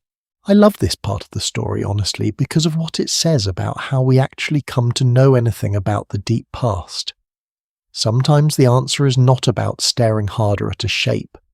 Sometimes it is about asking an entirely different kind of question altogether, chemistry, instead of anatomy, and letting the molecules speak for themselves, while these strange soft-bodied creatures were spreading across shallow seas worldwide. The continents themselves were going through their own quiet rearrangement. Out of the wreckage of Rodinia's catastrophic breakup, a new landmass had gathered one many researchers call Pannotia, elongated and oddly shaped, clustered mostly around the South Pole. It did not last particularly long, as supercontinents go only somewhere around 100 million years or so, before it too began rifting apart, and it remains one of the more debated entries in this entire story, with some researchers still questioning whether it deserves to be called a true supercontinent at all, or simply a loose cluster of continents that happened to be standing unusually near each other for a while. But its coastlines warmed briefly as the planet thawed out of its long ice age may have offered exactly the kind of calm shallow, nutrient-rich water that organisms like Dickinsonia and Kimberella needed to spread and experiment with these entirely new body plans in the first place. Land and life once again moving in step with each other, even when neither one seemed to be paying the other any attention. And then, almost without warning by the standards of deep time, everything changed again, starting around 538 million years ago in a window that may have lasted only 13 to 25 million years, depending on which estimate you trust. The fossil record explodes with an entirely new cast of characters: hard shells, jointed legs, compound eyes. Nearly every major body plan alive on this planet today, every group you could sort animals into in a children's picture book, shows up in the rock record within this single, geologically narrow window. Scientists call it, appropriately enough, the Cambrian explosion. Charles Darwin himself knew about this problem, and it truly troubled him. Writing in On the Origin of Species in 1859, he openly admitted that the sudden appearance of complex animals seemingly out of nowhere, with no obvious ancestors buried in older rock, was one of the most serious difficulties facing his entire theory. He guessed correctly, as it turned out that earlier fossils simply had not been found yet, mostly because soft-bodied Precambrian creatures rarely preserved well enough to survive hundreds of millions of years. Spriggs' dusty hillside in South Australia, discovered nearly a century after Darwin wrote those words, was part of the very answer Darwin himself predicted might eventually surface.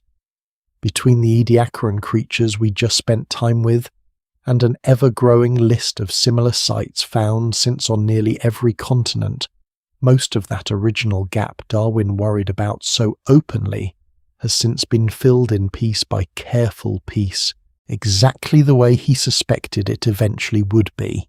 The single richest window we have into this explosive moment sits high in the Canadian Rockies, a fossil bed called the Burgess Shale, discovered in 1909 by a paleontologist named Charles Doolittle Walcott. According to the story that has been passed down since Walcott was riding along a mountain trail with his wife, when his horse slipped on a loose slab of rock, cracking it open to reveal fossils unlike anything he had seen before. Whether that particular detail happened exactly as told, Walcott returned to that mountainside again and again over the following years, eventually hauling away more than 65,000 specimens by mule train, one painstaking load at a time. What he found up there was almost unbelievable soft tissue preserved in extraordinary detail. Gills, guts, delicate feeding limbs, the kind of anatomical detail that almost never survives this far back in time, and some of what he found was frankly ridiculous looking. One creature, a spiny worm-shaped animal barely longer than your thumb, was originally reconstructed completely upside down, its row of stiff spines mistakenly interpreted as clumsy walking legs, its actual legs assumed to be some kind of decorative fringe running along its back. For years, museum illustrations confidently showed this poor creature awkwardly balancing on a row of pointed spikes like some kind of prehistoric pincushion learning to walk. Scientists eventually corrected the mistake and renamed it Hallucigenia, a name chosen specifically because the creature looked like something out of a fever dream.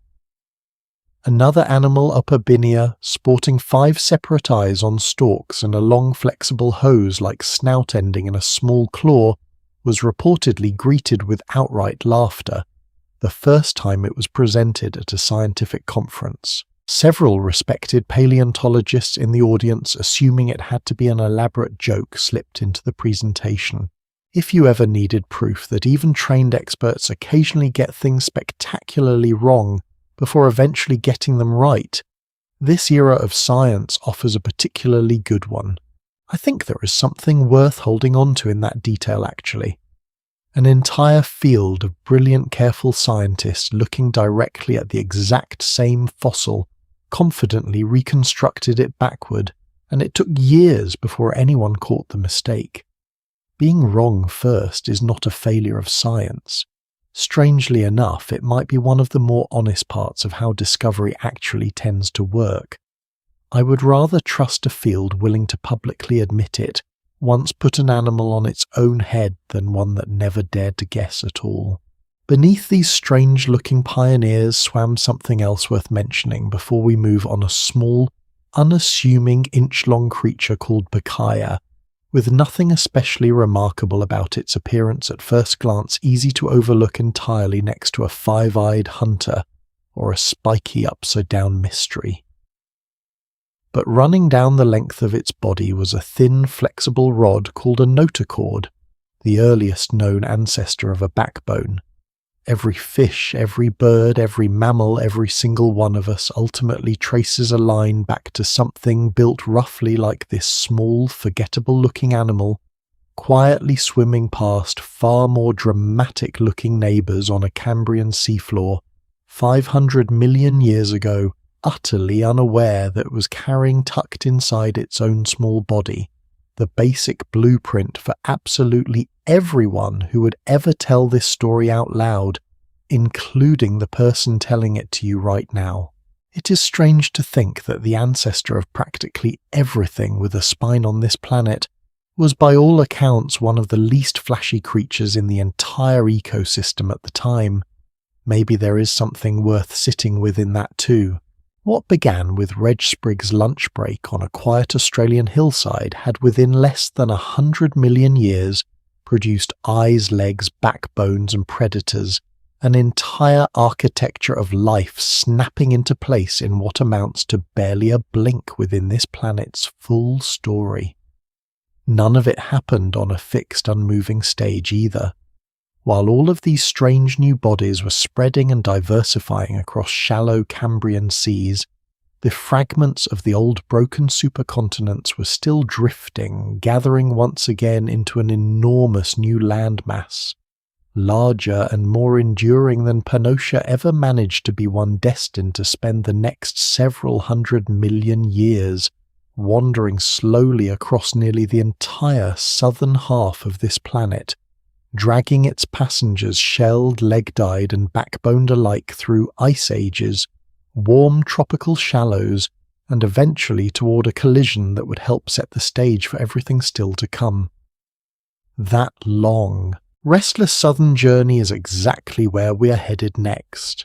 Long before Alfred Wegener ever traced a fingertip along a coastline, someone else had already noticed the same strange pattern nearly 300 years earlier and did absolutely nothing further with it. In 1620, an English philosopher named Francis Bacon, writing about the newly mapped shores of the Atlantic in a book largely concerned with scientific method rather than geography, casually remarked on how neatly the western edge of Africa seemed to tuck into the eastern edge of South America, almost like two pieces cut from the same original sheet. This was still an era when most educated Europeans assumed the arrangement of continents had simply always looked this way, fixed and permanent, since creation with no mechanism anyone could imagine for something as unthinkably massive as a landmass actually moving. He had no telescope into deep time, no concept of drifting continents, no framework whatsoever for explaining what he was looking at. He simply noticed it, mentioned it in passing, tucked between other observations about the natural world, and moved on to other matters entirely. It would sit there in the historical record, a throwaway observation from a man more interested in philosophy than geology, for nearly 3 centuries before anyone circled back to ask what it might actually mean. I think about that a lot, if I'm honest with you. Sometimes the truth is sitting in plain sight for generations, quietly waiting for someone with the right question to finally come looking for it. The supercontinent responsible for that particular coastal coincidence eventually earned a name of its own, though not for centuries after Bacon's passing remark. An Austrian geologist named Eduard Suess, studying matching plant fossils and layered rock formations scattered across India, Africa, South America and Australia in the late 1800s, borrowed the name from a region of central India called Gondwana itself, named after the Gond people, who have made their home in that part of the country for generations. Suess noticed the exact same distinctive fossilized ferns and the exact same sequences of rock turning up on continents separated today by entire oceans, and needed a name broad enough to describe whatever ancient unified landmass could explain it. He was working decades before anyone had a working theory of continental drift to lean on, piecing together the outline of a vanished supercontinent from nothing but plant fossils and stubbornness alone. Gondwana stuck.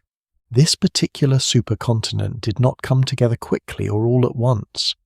Its assembly, driven by a long drawn-out series of collisions geologists collectively call the Pan-African orogeny, stretched across more than 300 million years, beginning deep in the shadow of Rodinia's collapse and only fully wrapping up somewhere around 500 million years ago.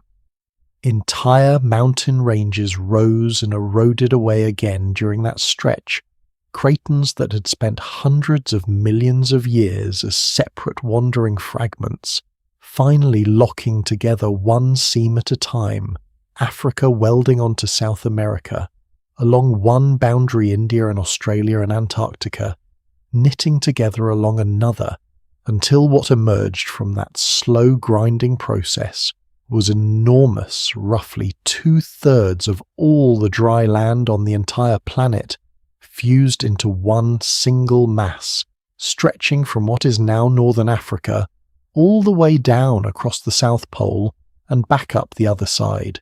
If you had been able to walk its interior during those early settled centuries after assembly, you would have found a landscape almost impossible to summarize in one sweep. Tropical coastlines thick with early plant life near the equator, giving way gradually to cooler highlands, and eventually toward the far southern reaches bare rock and ice. No single climate, no single season stretched across the entire mass at once. It was less a country and more an entire hemisphere's worth of weather wrapped into a single unbroken piece of ground. And unlike some of the supercontinents earlier in this journey, which tended to sit in one general region for most of their existence, Gondwana did something different. It wandered. Over the following 200 million years or so, Gondwana drifted slowly across almost the entire southern half of the globe, sliding directly across the South Pole not once, but repeatedly, as the whole landmass rotated and shifted position across the surface of the planet. And one particular stretch of that wandering journey roughly 445 million years ago turned out to be almost unbelievably dangerous for nearly everything alive in the ocean at the time. Here's a question for you before I explain what happened. If you had to guess which single event in Earth's history wiped out the second largest share of living species ever recorded, second only to the worst extinction this planet has ever seen, would your first instinct be an asteroid, a supervolcano, something falling from the sky? Most people guess something dramatic and sudden like that. The actual answer is quieter and in some ways stranger. As Gondwana swept across the South Pole during this stretch of time, thick ice sheets began forming across huge sections of the supercontinent, and recent research studying the magnetic orientation of rocks from this period suggests something even stranger than ordinary continental drift was happening underneath it all. The evidence points toward what geologists call true polar wander, a phenomenon where the solid outer shell of the entire planet crust included briefly shifts position relative to its own spin axis, dragging every continent along with it in a single rapid coordinated lurch, rather than each landmass slowly drifting on its own separate schedule. Think of it a little like the difference between individual passengers slowly wandering around the deck of a ship, each moving at their own pace in their own direction, versus the entire ship itself, abruptly rolling to one side all at once, carrying every single passenger along with it whether they meant to move or not. Most of what we have covered so far in this journey has been the first kind of motion, slow, gradual plate by plate. This event looks more like the second.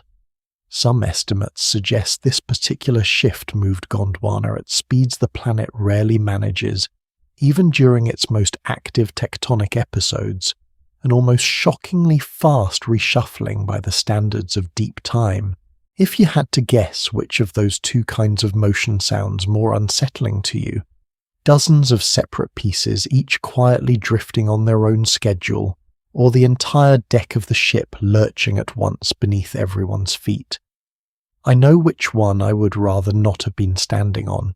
Whatever the exact mechanism, ice piled up across the pole, locking away enormous volumes of ocean water and causing sea levels to fall dramatically worldwide, draining the shallow, life-crowded seas that covered much of the planet's continental shelves at the time. Entire ecosystems adapted over millions of years to those specific shallow waters simply lost the ground they were standing on over and over as ice advanced and retreated in pulses. Trilobites, brachiopods, and coral reef communities that had spent tens of millions of years quietly diversifying across those warm, shallow shelves found their entire habitat repeatedly yanked out from underneath them, then briefly returned as the ice pulled back, then yanked away again as the next pulse of glaciation arrived. By the time the dust settled, somewhere around 85% of marine species alive at the start of that stretch were gone, one of the harshest single culls this planet's ocean life has ever endured. Picture it for a moment, an entire ocean's worth of shallow coastal habitat quietly shrinking away pulse after pulse, not because anything crashed into the planet, but because a single enormous landmass had wandered into exactly the wrong parking spot on the globe. That was not even the worst ice age Gondwana would carry through its long southern wandering either. Later stretching across roughly the final third of the Paleozoic era, an even longer, even more severe glaciation settled in one that modern researchers now consider the longest and most extreme icehouse period of the last 500 million years, outlasting even the harsh oxygen-driven freeze we talked about earlier in this journey, back when the air itself was first being poisoned into something breathable. And this one has a particularly clever piece of detective work behind it if you enjoy that kind of thing as much as I do. As Gondwana slowly rotated across the pole during this second great freeze, the actual centre of the ice sheet did not stay put. It wandered right along with the continent underneath it, beginning over what is now South America, sliding gradually across what is now Southern Africa, and finally settling by the time the Ice Age wound down over what is now Australia. Geologists have been able to trace this migrating ice centre by mapping thick layers of glacial debris, scraped up rock and gravel left behind by moving ice, preserved today in places like the Dwika Formation of South Africa, over half a mile thick in places the Atarari Group of Brazil, and glacial deposits scattered clear across eastern Australia. Each of these formations carries its own signature boulders dragged and scratched by ice sediment, dumped in the distinct chaotic layers only a retreating glacier leaves behind. Fine-grained mud dropped by icebergs that had carved off the edge of the sheet and drifted out into open water before finally melting. Line up the ages and locations of all of that debris correctly, and you can practically watch the ice cap crawl across the map in slow motion, following Gondwana's own rotation like a spotlight sliding across a slowly turning stage. There is something almost beautiful about that image, honestly, an ice age that did not simply sit in one place for 100 million years, but actually travelled riding along on the back of a continent that refused to hold still. Strangely enough, this same harsh, icebound stretch of Gondwana's story overlapped with one of the most oxygen-rich periods this planet has ever experienced atmospheric oxygen levels, climbing higher than at almost any other point before or since.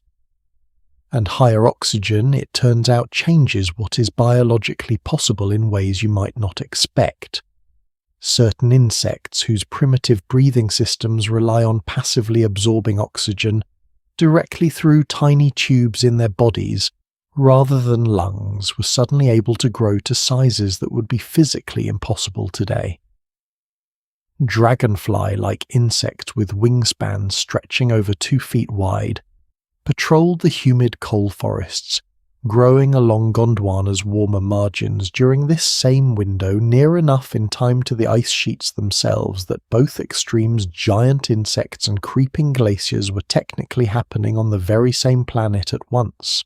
If you ever wondered why insects today do not grow anywhere near that large, the honest answer has less to do with evolution losing interest, and more to do with the simple chemistry of the air itself changing underneath them. For all of that drama, ice extinction and giant airborne insects alike, Gondwana itself remained remarkably intact throughout nearly this entire stretch, holding together while everything around it changed dramatically. It survived being swept across the pole not once, but multiple times, survived one of the worst extinctions this planet has ever recorded, and just kept drifting slowly, patiently, carrying its passengers through conditions that would have been unrecognizable at the start of the journey by the time it reached the end of it. Compare that for a second to some of the earlier supercontinents in this story. Kenorland cracked apart not long after the world around it turned poisonous. Rodinia ripped itself to pieces the moment its own breakup destabilized the climate. Gondwana, by contrast, absorbed blow after blow, an ice age here, a mass extinction. There another ice age stretched across 100 million years, and somehow never fractured under any of it. Whatever held this particular landmass together, it was not simply luck. Something about its size, its shape, or the way its ancient cratons had fused together during that long Pan-African assembly seems to have made it unusually resistant to coming apart, at least for a while. Maybe there is something worth taking from that the idea that you can hold your basic shape together through truly brutal conditions, provided you are willing to keep moving, rather than staying fixed in exactly the spot that is hurting you. Because Gondwana was not destined to wander alone forever either. Far to its north, another cluster of continents, the northern landmasses that would eventually become Europe and North America, had been drifting on their own separate path for just as long, colliding and combining into a smaller northern landmass of their own, and the two great masses were slowly, inevitably closing the distance between them across a shrinking ocean. When they finally met somewhere along a boundary that would eventually become the folded ancient mountains still standing today, in places like the Appalachians and the hills of Western Europe, the collision would not just rearrange a map. It would seal nearly every scrap of dry land on this entire planet into a single unbroken mass, the most famous supercontinent in this whole story, the one whose name most people already know before they ever hear about any of the others we have covered so far tonight. That long-awaited collision, and everything it would set in motion for life across the entire planet, is exactly where we are headed next. There is a small correction I need to make to something most people assume about the man we spent time with earlier in this journey, the one who died on the ice in Greenland defending an idea nobody believed yet. Most retellings of his story will tell you that Alfred Wegener personally coined the word Pangaea, the name practically everyone alive today associates with the idea of one single unified supercontinent. It makes for a tidy detail, and it is almost true but not quite. In his actual published writing, Wegener mostly used a German word instead of continent, which translates roughly to original continent or primal continent. The word Pangaea shows up in his work exactly once tucked into a later edition of his book, almost in passing, borrowed from an old Greek word that had already existed for thousands of years, referring to a mountain and to the idea of all the earth combined into one. Wegener did not invent that word so much as he reached for it once because it happened to fit what he was trying to describe. I like that detail more than the simplified version, honestly. It is a small reminder that even the most famous names in this entire story rarely arrive as cleanly as we like to imagine. Whatever you want to call it, this is the landmass we finally arrive at tonight, the one whose rough outline you have probably seen sketched on a classroom wall at some point in your life, without necessarily knowing its full story. Starting around 335 million years ago, the wandering fragments of Gondwana finally collided with a smaller northern landmass called Euramerica itself, already a fusion of ancient North America and northern Europe, while a third piece, Siberia, locked into place along the way as well. The collision zone between Gondwana and Euramerica threw up an enormous mountain range, one some researchers believe may have rivaled or even exceeded the Himalayas in height, running through what would eventually become the Appalachians, the Atlas Range in Morocco, and the hills of Western Europe before centuries of weather ground it down into the more modest landscape we recognize in those regions today. If you have ever hiked a rounded, ancient-looking ridge somewhere along the eastern half of North America and wondered why it looked nothing like the jagged youthful peaks of somewhere like the Rockies, now you know the reason. You were walking across the stump of something that once towered over everything around it. By the early Permian, somewhere around 299 million years ago, the process was essentially complete. Nearly every scrap of the planet's dry land, the wandering giant we spent time with earlier, the smaller northern landmasses, all of it had fused into one single unbroken supercontinent, surrounded by a single enormous world ocean called Pangaea, a body of water so vast it covered somewhere around 70% of the entire planet's surface. A narrow warm arm of open water called the Tethys Sea cut into the eastern side of the supercontinent like a bite taken out of an otherwise solid mass, but everywhere else, if you had stood at almost any coastline anywhere in the world at that moment, dry land stretched continuously behind you for thousands upon thousands of miles. Here's something worth pausing on for a second. Every supercontinent we've covered so far in this journey was enormous by any ordinary standard. But Pangaea was something else again, roughly the size of all the previous supercontinents in this story combined, stretching from near one pole almost to the other. And a landmass that size does not just sit there quietly, it rewrites the rules of weather itself. Picture the middle of that continent thousands of miles from any coastline in any direction. Moisture carried in off Pangaea simply could not reach that far inland before it had already fallen as rain somewhere closer to the coast. The result, according to researchers who study ancient climate patterns, was a brutally dry interior, vast stretches of red weather, scoured desert stretching for distances that would take you weeks to cross on foot, evidenced today by thick layers of reddish sandstone and salt deposits left behind in places like the American Southwest rock that formed under exactly these kinds of harsh sun-blasted conditions.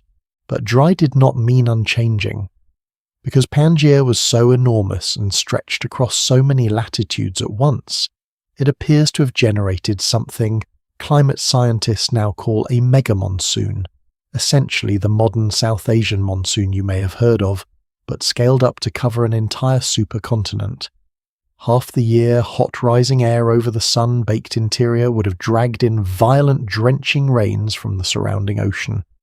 The other half, the pattern would reverse entirely, plunging the same regions back into dry, dusty conditions for months at a stretch.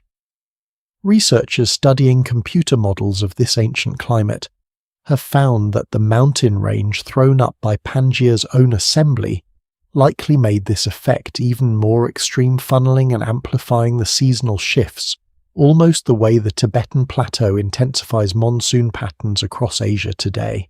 If you had to guess, would you rather have made your home on the humid mountain-shadowed coast of Pangaea, soaked by that seasonal monsoon twice a year, or somewhere deep in its bone-dry interior, watching red dust storms roll across a landscape without a single drop of standing water for months on end?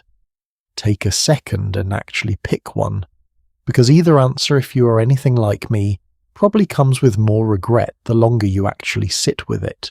By this point in the story, land itself was no longer some empty, hostile place fit only for hardy pioneers clinging to the coastline.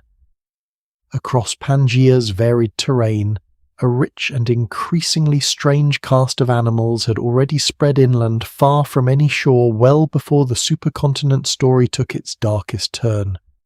Heavy-set sail-backed creatures with tall fins of skin and bone rising from their spines patrolled the humid lowlands, most likely using that dramatic sail to regulate their own body heat under an unforgiving sun.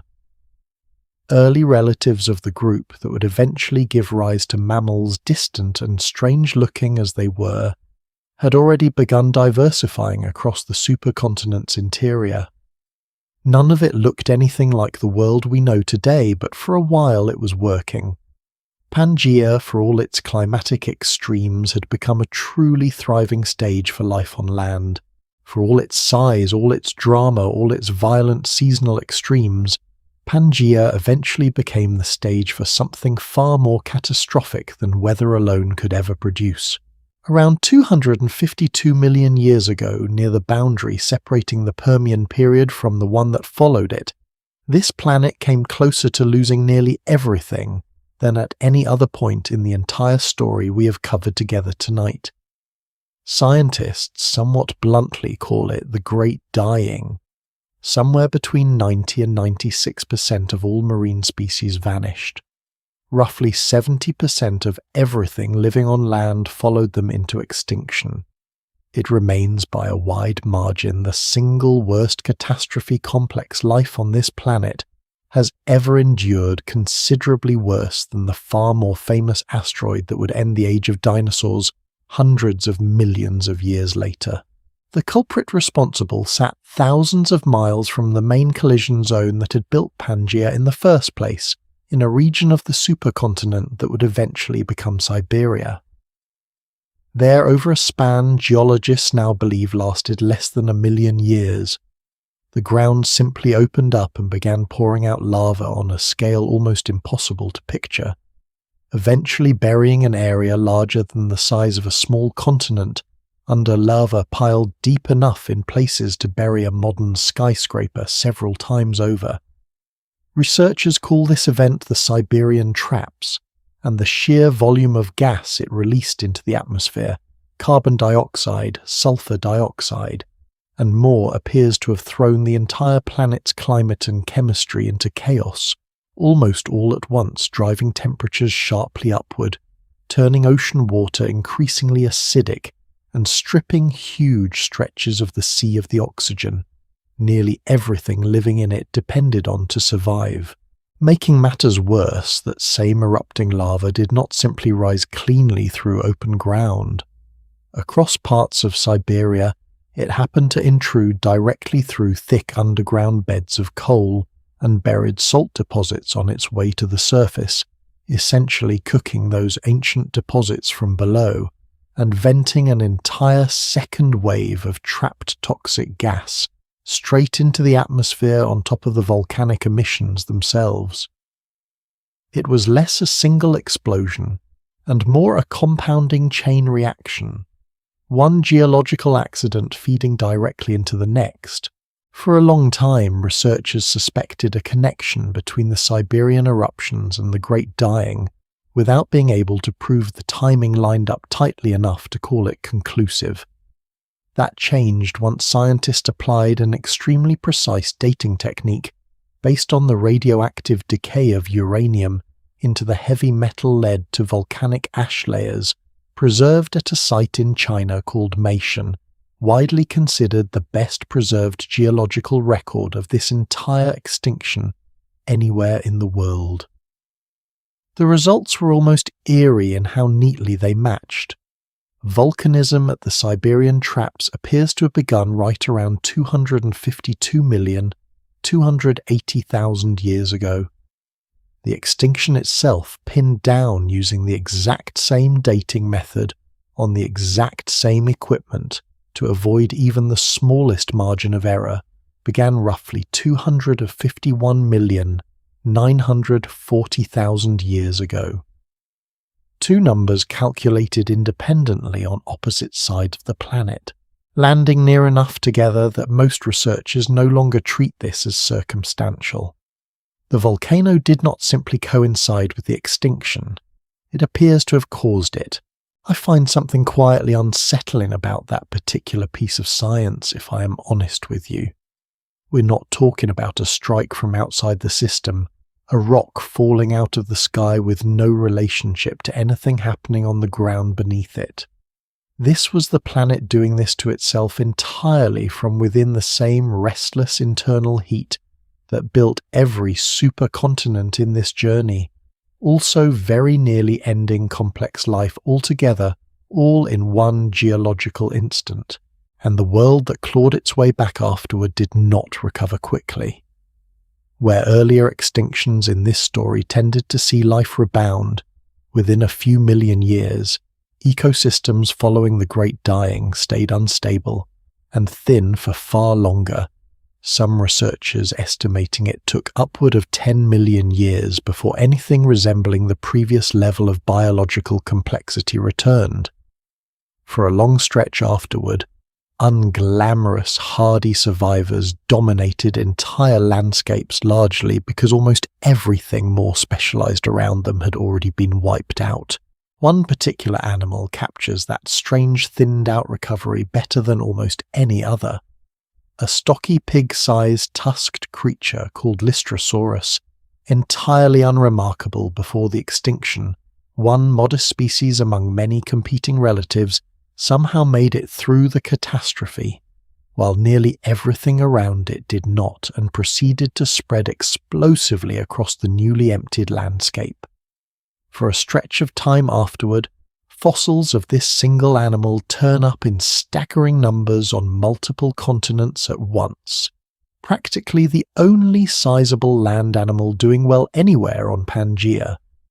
It was less a triumph of superior design than a simple humbling fact of survival, being adaptable enough and lucky enough to still be standing once almost everyone else was gone.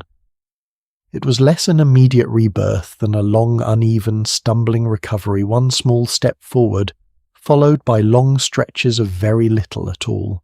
There is something worth sitting with in that pattern, I think.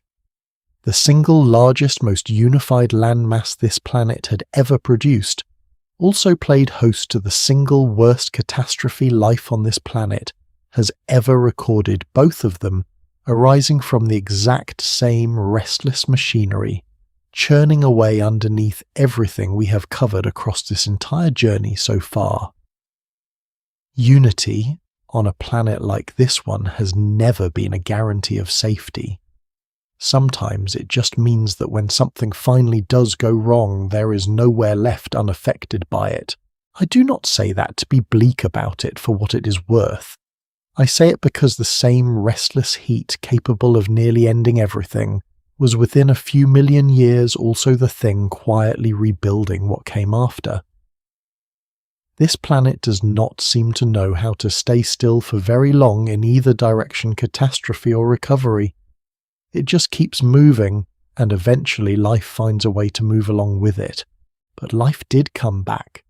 Slowly, unevenly, but it came back, and what eventually rose out of the wreckage of the Great Dying would go on to inherit the very supercontinent responsible for nearly destroying it in the first place, spreading out across Pangaea's reunited landmass in forms stranger and more varied than anything that had walked, crawled, or swum before them. And it would not be long by the standards of this journey before that same restless heat which built Pangaea and then nearly unmade everything living on it began quietly working to pull the whole thing apart again piece by piece. That slow world changing unravelling is exactly where we're headed next.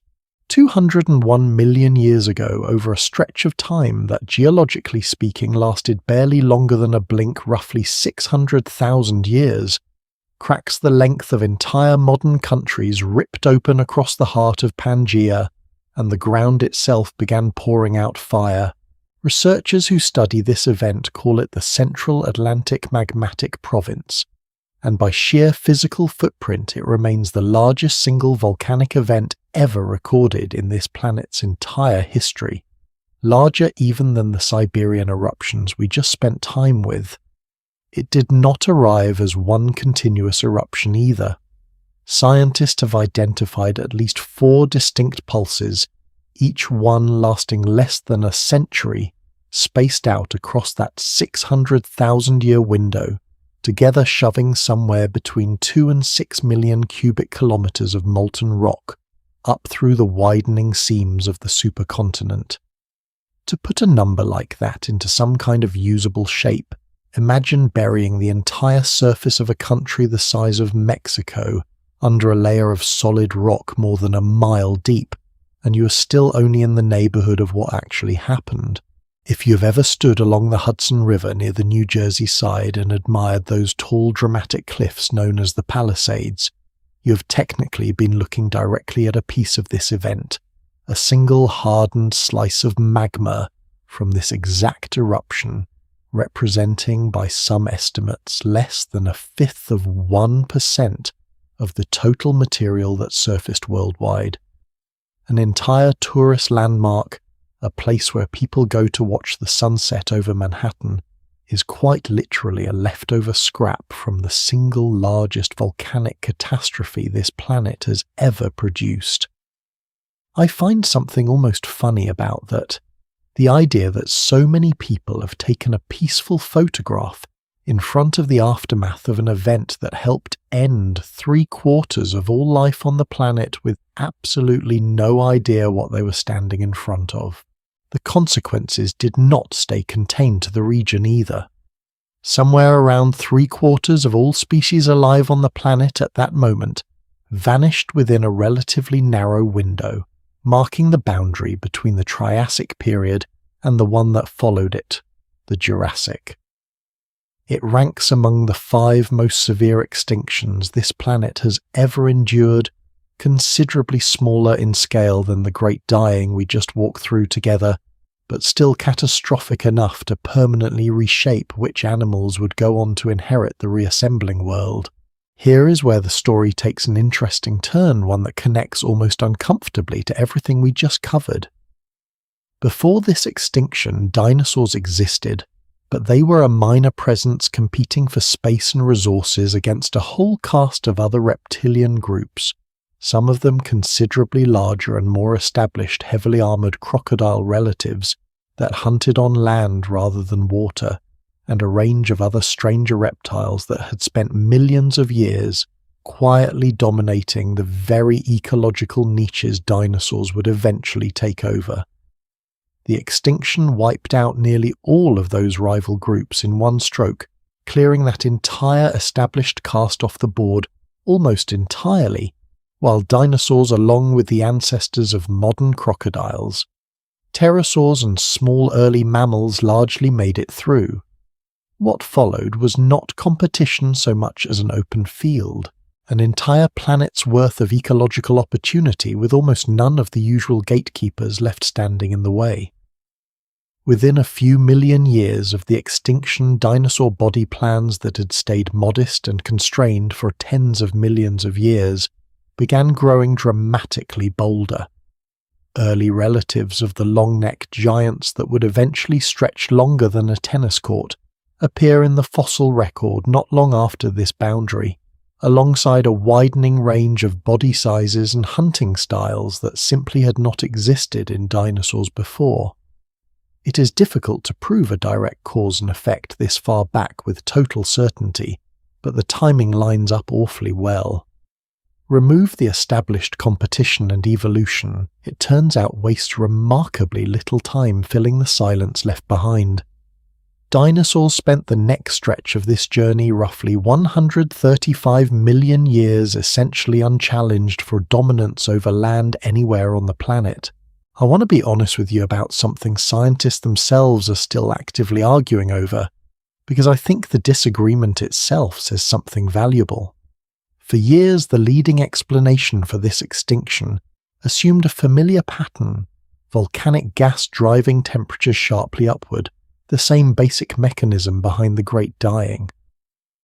More recent research, though, studying the specific chemistry and timing of the eruptions in far greater detail, has started pointing towards something almost opposite: brief intense pulses of volcanic ash and sulfur, temporarily blocking out sunlight and plunging the planet into sudden sharp cold snaps, rather than a slow cook toward warmth. Ice, in other words, arriving before fire ever had the chance to finish its work. If that newer picture holds up, it would mean this particular mass extinction was driven less by heat itself and more by the sudden brutal shadow that heat is capable of casting on its way to the surface. Either explanation ends up in roughly the same place. Of course, a climate lurching violently in one direction and then the other faster than most life at the time had any evolutionary tool for handling. Whether the killing blow arrived as fire or as sudden cold hardly mattered to the animals living through it. What mattered was how fast everything changed, and how little warning anything alive at the time actually got. Either way, once the initial chaos settled, something remarkable had changed permanently about the shape of the world. Where Pangaea had been one unbroken mass, a narrow growing rift now separated the piece that would eventually become North America from the piece that would eventually become Africa, slowly filling with seawater, widening year after year into what you know today as the Central Atlantic Ocean. Picture that rift in its earliest years, long before it deserved to be called an ocean at all. Not a dramatic canyon splitting open overnight, but a long, low valley, its floor cracked and lowered between two parallel walls of raised, broken ground, not unlike the East African Rift Valley that still exists on this planet today itself, the early unfinished draft of some future ocean, still being written in real time. Rivers would have found their way into that shallow trough first, long before the sea ever did pooling into salty lakes that dried, refilled and dried again for millions of years, leaving behind their own thick beds of salt before the ocean finally arrived to make the separation permanent. And this was not the only seam quietly loosening across the supercontinent at the same time. Further south along what would eventually separate South America from Africa, and further east, where India, Antarctica and Australia still sat pressed together, the ground was already showing the first faint stretch marks of splits that would not fully open for tens of millions of years more.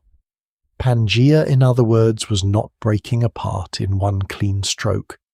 It was beginning to come undone in several places at once, quietly, unevenly, like a single old seam finally giving way at more than one point along its length. If you had to guess how quickly that gap grew, what number would you put on it? A few miles a year, a few feet. Here's the almost anticlimactic answer. Most tectonic plates on this planet drift at a pace of somewhere between 1 and 10 centimeters a year. Roughly, believe it or not, about the same rate your own fingernails grow. The modern Atlantic, the same ocean that now separates two entire continents by thousands of miles, still widens today by only about an inch each year. Sit with that comparison for just a second, because I think it is easy to nod along without actually letting it land. The exact same process responsible for splitting an entire supercontinent apart, drowning ancient forests, rerouting rivers, and eventually stranding whole populations of animals on opposite sides of an ocean, moves at a pace slower than you could ever hope to see with your own eyes, even if you sat and stared directly at the rift for your entire lifetime. Nothing about this process has ever been fast. It has simply had an almost incomprehensible amount of time to work with, and time on the scale this story operates on turns out to be a far more powerful force than speed ever could be. And here is the detail I find most quietly astonishing about this particular moment in the story. Even after that first crack opened and seawater began pouring in, Pangaea was still for all practical purposes one walkable landmass. The rift that eventually became the Central Atlantic mainly separated the northern reaches of the supercontinent from Africa. The southern portions, what would eventually become South America, Africa and beyond, remained connected by dry open ground for tens of millions of years after this event, long after the very first dinosaurs had already begun spreading out across the continent in every direction. We actually have physical proof of that lingering connection, and it comes from an unexpected source, a small, swift, sharp-toothed predator, not much larger than a turkey built for speed, rather than raw power, with hollow lightweight bones and long grasping fingers suited for snatching small prey. Paleontologists first pulled its bones out of red rock in Arizona in the 1940s, initially assuming they had found a strange but strictly local animal. Then, decades later, remarkably similar skeletons turned up on the opposite side of the modern Atlantic in Zimbabwe and South Africa, dated to roughly the same narrow window of time, the very beginning of the Jurassic. Whole packs of these animals appear to have died together in both locations, based on the way the bones were found clustered in the rock. Dozens of individuals collapsed side by side, hinting that these small predators may have hunted and perhaps even died in coordinated groups. That is not a coincidence, and it is not evidence of some ancient sea crossing either, because an animal built like this one, light, fast, entirely land adapted, had no capacity for anything of the kind.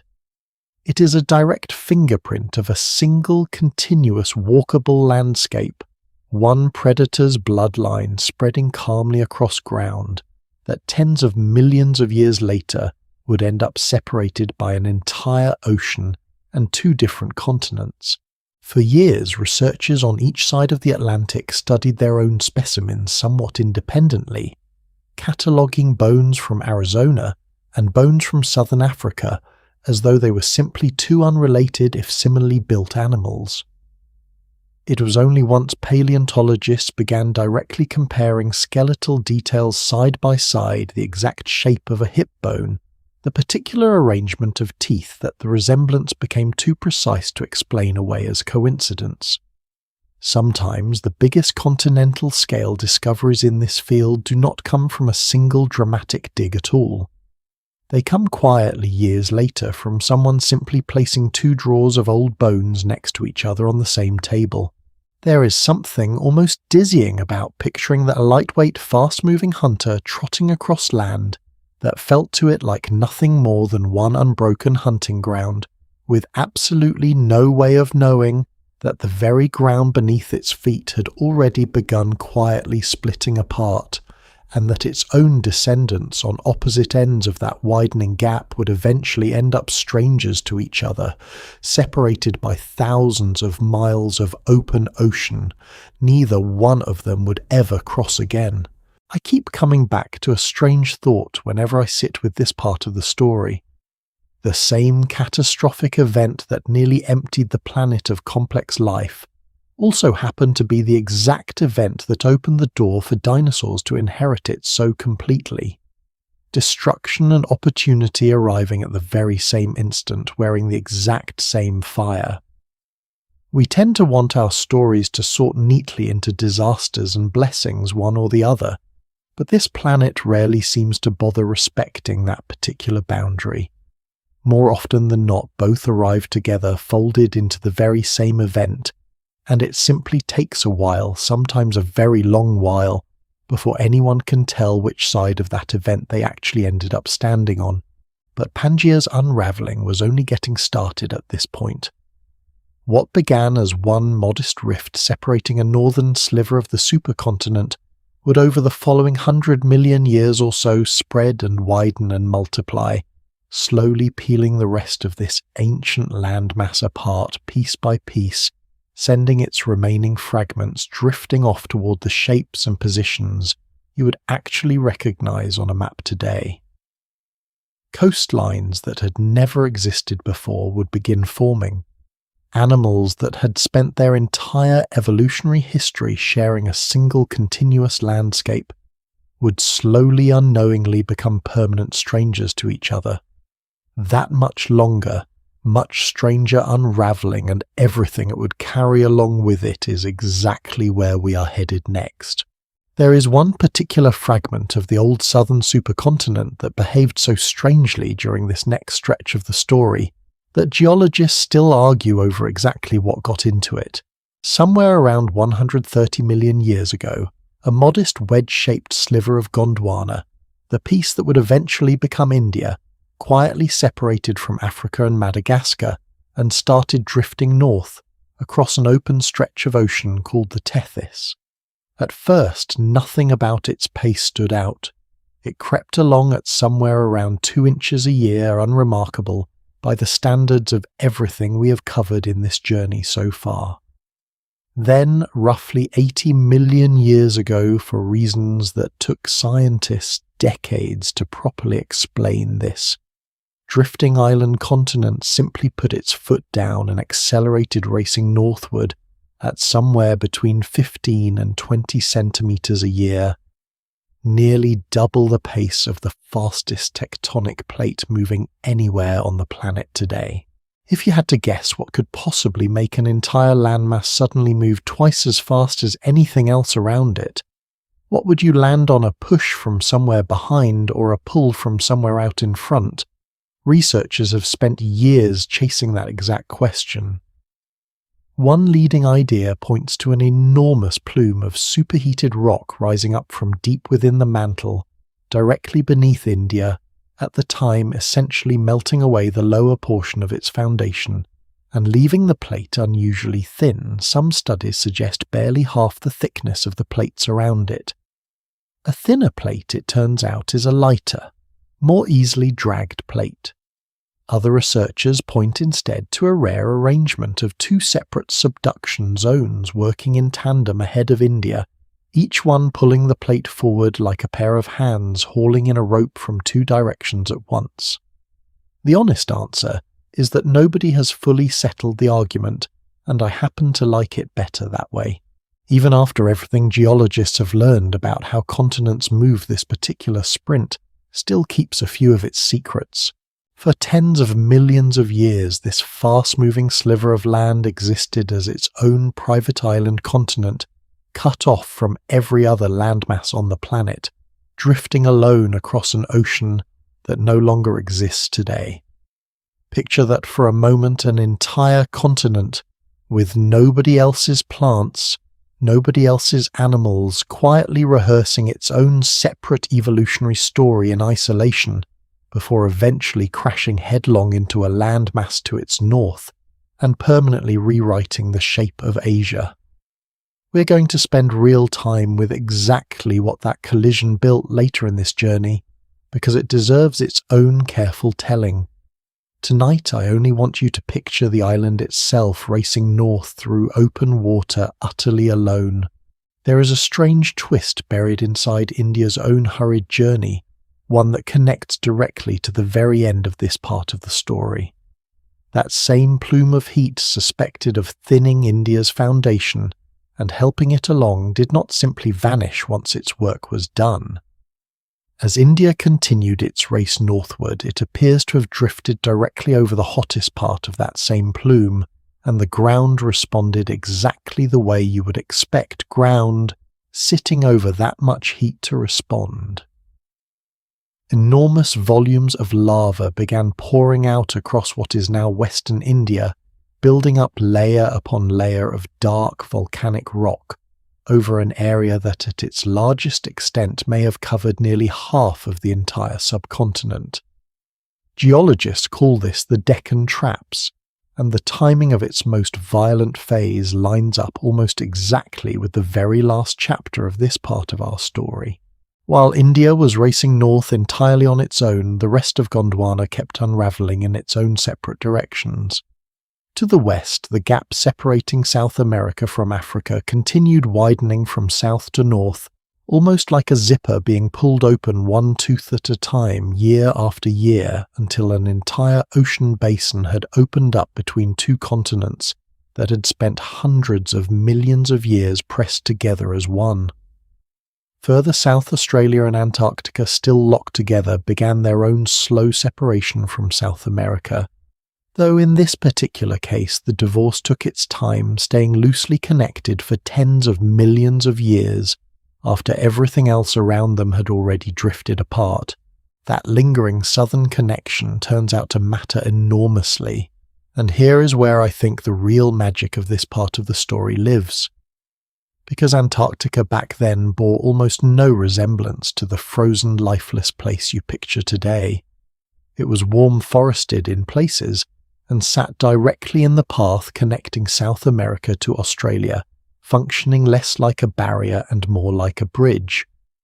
Small, unassuming pouch-bearing mammals appear to have used exactly that bridge, spreading out of South America, crossing through Antarctica while it was still hospitable, and finally reaching Australia sometime in the tail end of this era. One tiny mouse-sized marsupial still alive in the forests of Chile today, sometimes called the Monito del Monte or Little Mountain Monkey, despite not actually being a monkey at all, turns out to be more closely related to Australia's kangaroos and koalas than to almost any of its own South American marsupial neighbours. Its ancestors, in other words, took the road not taken, using Antarctica as a stepping stone while its cousin stayed home. I find something quietly moving about that particular fact, honestly. An entire hemisphere's worth of strange, unique animal life, koalas, kangaroos, wombats. All of it may ultimately trace back to a single small determined lineage that happened to wander across a warm, forested Antarctica at exactly the right moment in history, using a bridge that would not exist for very much longer: isolation. Once each of these fragments finally did separate for good, turned out to be its own kind of engine. Cut off from outside competition, evolution on these drifting islands did not slow down so much as it started experimenting more freely without the usual outside pressure keeping things in check. Australia's marsupials radiated into forms filling nearly every ecological role a placental mammal might have filled elsewhere, since almost no placental competitors ever made the crossing to challenge them. Burrowing moles, gliding squirrels, wolf-shaped hunters, all built from the same basic marsupial blueprint, stretched and reshaped to fit whatever niche happened to be sitting empty. Try this for a second. If you had been dropped onto an empty, isolated continent with no other mammals around to compete against, what kind of creature do you think evolution would have shaped? First, something built for speed, something built for size, or something built simply to survive on whatever happened to be available? There is rarely one right answer, and that unpredictability is exactly what makes isolated evolution so endlessly interesting to study. And in an isolated South America, once the age of dinosaurs eventually ended, that same absence of outside competition would eventually allow enormous flightless birds, some standing taller than a grown adult, to rise up and rule the continent as apex predators for millions of years, entirely unchallenged by any large mammalian carnivore, simply because none had arrived yet to contest the position. But before any of that could happen, this whole restless, drifting, still incomplete world had one more catastrophe left to survive, and this one would not come from inside the planet at all. 66 million years ago, something roughly the size of a small mountain moving through space at more than 40,000 miles an hour slammed directly into what is now the tip of Mexico's Yucatan Peninsula. The impact released energy on a scale almost impossible to translate into anything human, somewhere in the neighborhood of 1 billion times the force of the atomic bomb dropped on Hiroshima, carving out a crater roughly 100 miles across and instantly ending the age of dinosaurs that had ruled this planet for over 135 million years. Within minutes, the impact would have thrown a curtain of vaporized rock and debris high enough to circle the entire planet, some of it falling back through the atmosphere with enough heat to set forests ablaze on continents thousands of miles from the impact site itself, before the true longer-lasting darkness settled in behind it. For decades, though, nobody actually knew where or even whether such an impact had happened at all. The clue that cracked the case did not come from a crater. It came from a thin, unremarkable-looking layer of grey clay found sandwiched in exactly the same spot in rock layers on multiple continents, marking the precise boundary between the age of dinosaurs and everything that came after. In 1980, a physicist named Luis Alvarez and his son Walter, a geologist, decided to test that thin layer for a rare metal called iridium, exceedingly uncommon in the crust of this planet, but relatively abundant in asteroids. It was by most accounts something closer to a long shot than a confident hypothesis, a father and son testing a boundary layer almost on a hunch, using a technique borrowed from nuclear physics rather than traditional geology. The layer came back saturated with it, far beyond anything volcanic activity alone could reasonably explain. Father and son had, without ever finding the crater itself, essentially proven a rock from space, had struck the planet at the exact moment the dinosaurs disappeared, and other laboratories testing their own separate boundary samples around the world quickly confirmed the same startling spike. The crater itself, it turns out, had already been quietly sitting in scientific records for years before anyone connected it to anything. Geophysicists surveying the Gulf of Mexico for an oil company back in the 1970s had already mapped out a strange, enormous circular structure buried beneath the peninsula without any idea what they had actually found. It would take until 1991 for another researcher to finally connect that buried structure to the Alvarez family's iridium discovery, closing a gap between two separate pieces of evidence that had been sitting in plain sight for over a decade.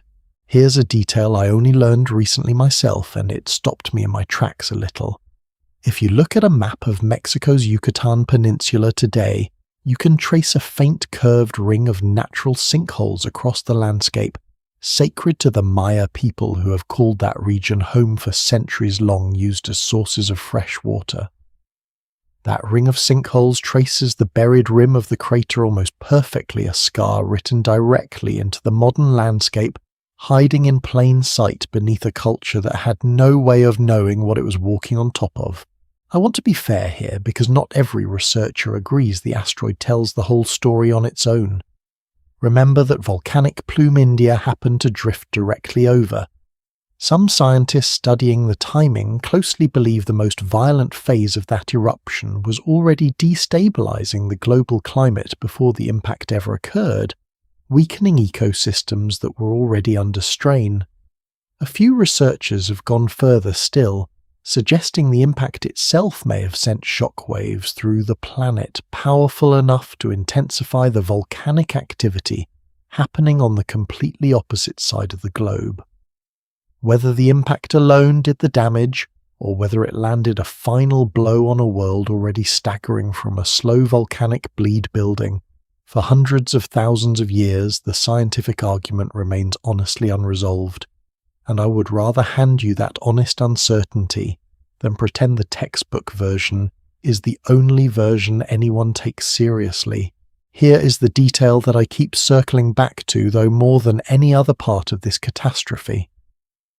Even as the sky darkened, temperatures crashed, and roughly 3/4 of every species on the planet vanished within what was geologically no time at all. The continents themselves did not so much as pause. Somewhere in the wreckage, the gap between South America and Africa kept quietly widening. India kept racing north over its plume, utterly indifferent to the devastation unfolding around it. The plates of this planet do not know what an extinction is. They do not slow down for grief, and they do not speed up for celebration. They simply keep moving on their own schedule regardless of what happens to be dying or surviving on their surface at any given moment. I find that strangely comforting, if I'm honest with you, the same way I found the boring billion comforting earlier in this journey. Something enormous and patient just kept working quietly underneath all of that chaos, unbothered, unhurried, already setting the stage for whatever would come next. Whatever crisis you happen to be living through, personally or otherwise, there is a version of this same fact quietly true underneath it too. Something keeps moving whether or not the moment you're standing in feels like it is falling apart, because something did come next.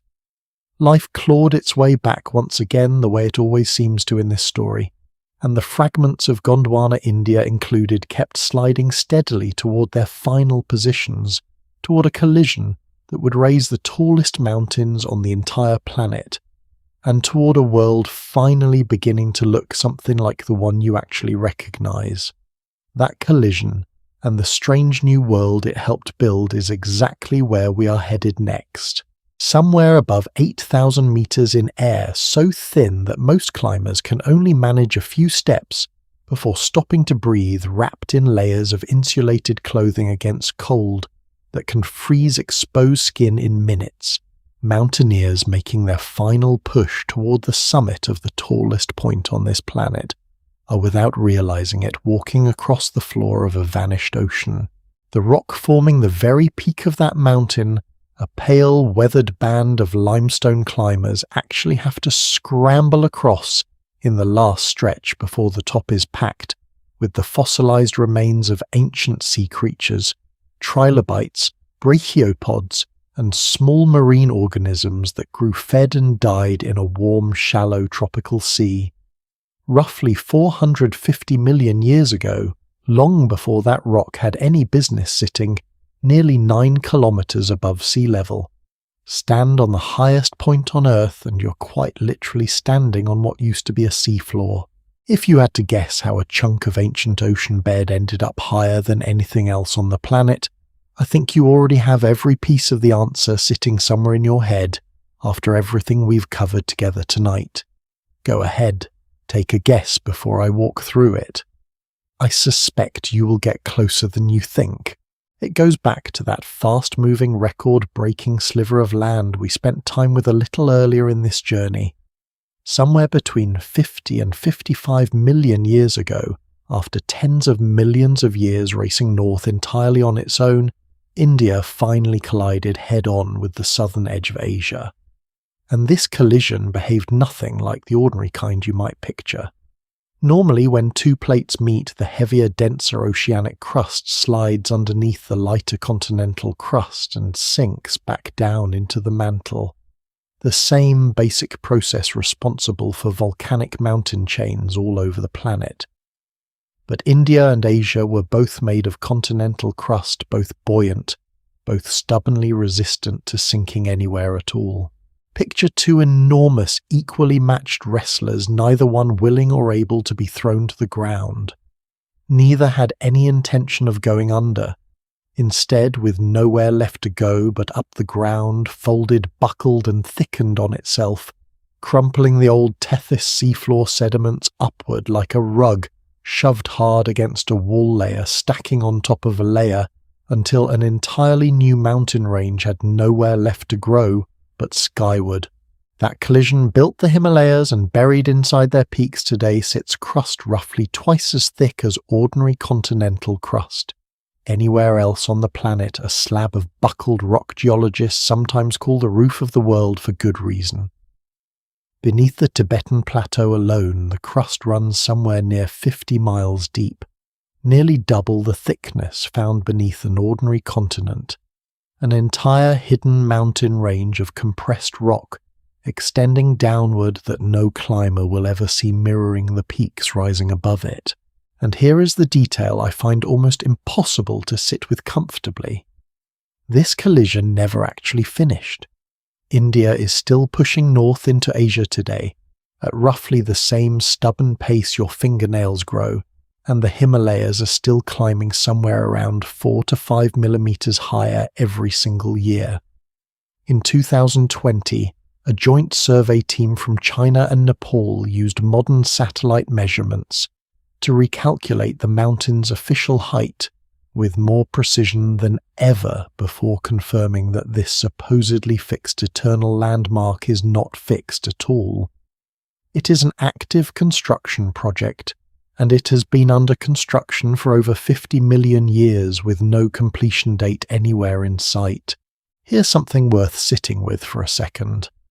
If a mountain range considered the single most permanent unmovable feature on this entire planet is still quietly growing beneath the boots of everyone who climbs it, what does that tell you about how permanent anything else around you might actually be?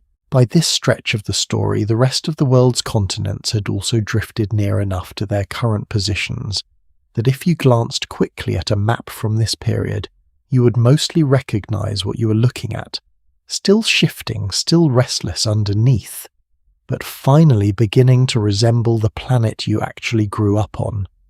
The last major ice ages of this journey settled in and retreated in rhythmic cycles across the more recent stretch of this period, driven by small repeating wobbles and tilts in the way this planet orbits the Sun, the shape of that orbit stretching and rounding the tilt of the axis, rocking gently back and forth, the whole planet nodding slightly on a rhythm measured in tens of thousands of years.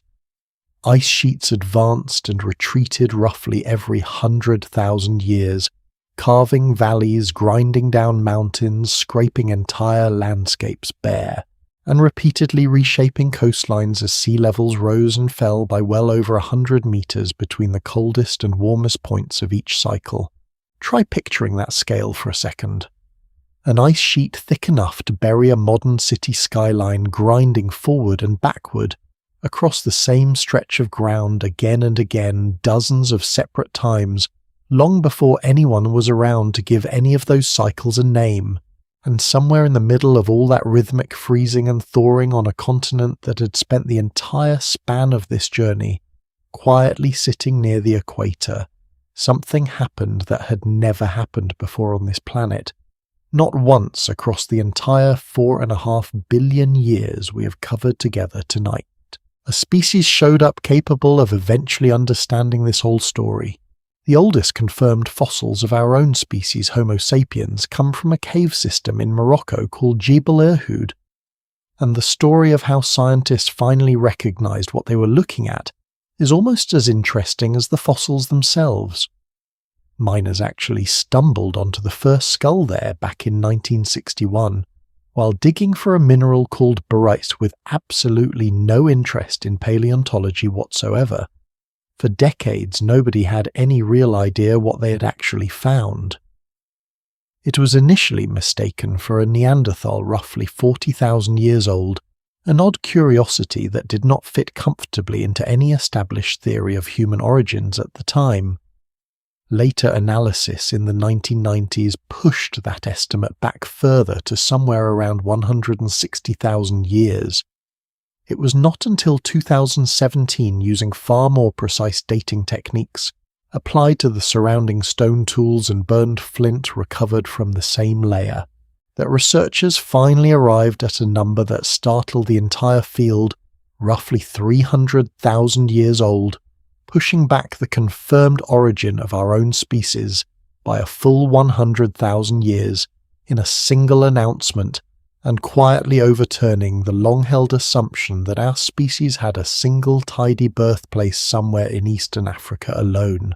I keep thinking about how familiar that pattern feels by this point in our journey together. An old discovery quietly misunderstood for decades, waiting patiently for better tools and a more careful set of eyes before it could finally tell scientists what it had been trying to say the entire time. It happened with a hillside in South Australia. It happened with a strange, spiky animal reconstructed upside down in a museum drawer. And now it happened with the very bones of the species writing and hearing this story tonight. There is a kind of pattern in that once you notice it, a reminder that the answer is often already sitting in a drawer somewhere, simply waiting for someone to ask it the right question. Here is what I think is worth sitting with more than any single date or fossil. For every creature we have met across this entire journey, trilobites, dinosaurs, giant insects, tiny burrowing mammals, the ground beneath them was simply the ground solid, permanent, unquestioned. Not one of them, as far as we can tell, ever looked down and wondered whether the world itself might be moving. Every single supercontinent we have covered together across this entire story, Vaalbara, Kenorland, Colombia, Rodinia, Gondwana, Pangaea, formed and broke apart entirely without a single witness, capable of understanding what was actually happening underneath its own feet. We're, as far as anyone can currently prove, the very first species in the entire 4.5 billion year history of this planet, capable of understanding that the earth under our own feet has never actually been still. And we did not just theorize about it either. We went out and measured it directly. Modern satellites orbiting far above the same restless crust, Alfred Wegener spent his life trying to convince anyone to take seriously, can now track the position of a single point on the ground with precision, down to a few millimeters year after year, using the exact same basic navigation technology sitting quietly in the phone in your pocket right now. Scientists have planted networks of these tracking stations directly into bedrock on every continent. Patient little sentries doing nothing but recording their own position day after day for decades at a stretch. Run that measurement long enough, and the continents visibly crawl across the screen slowly, unmistakably exactly the direction and exactly the speed the old ridiculed theory always said they would. What Wegener could only argue from fossils and coastlines and a stubborn refusal to give up, we can now simply watch happen, in something near real time from orbit. I do not think that fact gets nearly enough attention, honestly. A man froze to death on the ice defending an idea nobody believed, and less than a century later, we built machines capable of watching his exact claim unfold in front of us, quietly, continuously, whether or not anyone bothers to check. If you had told him on that final march across the ice that one day people would carry devices in their own pockets, connected to satellites confirming everything he had argued, I suspect he would not have believed you either. Not because the idea was too strange, but because he'd already spent his entire career learning exactly how long the truth can take to catch up with someone brave enough to say it first. Every border you have ever crossed, every city you've ever called home, every single civilization human beings have ever built has been constructed entirely on top of a stage that has never once stopped moving, not for a single year, not for a single day across the entire span of recorded history. We simply move too slowly and survive for too short a stretch of time to ever notice it happening beneath us, without exceptionally patient tools built specifically for the job. There is something quietly humbling in that, at least to me. Every argument over a border, every flag planted in soil, every line drawn confidently across a map sits on ground that is by pure geological definition temporary. Given enough time, none of it stays where we left it. Somewhere right now, while you listen to this, the wall of your own home has shifted some infinitesimal fraction of a centimetre from where it stood a year ago, and it will keep doing that quietly and differently for as long as this planet keeps turning. Does that thought unsettle you, or does it comfort you? I have gone back and forth on that question more than once myself while working on this particular chapter, and I am not sure there is a wrong answer. Maybe the most honest response is simply, both at once, a small, steady kind of vertigo that never quite goes away once you actually let yourself feel the ground moving underneath the story of your own life. But there is something else worth carrying out of this particular part of the story too, something a little less humbling and a little more hopeful. We are the first species aware enough to actually watch this process unfold, the first ones capable of asking where all of this is eventually headed next, rather than simply drifting along with it unaware the way every creature before us always has.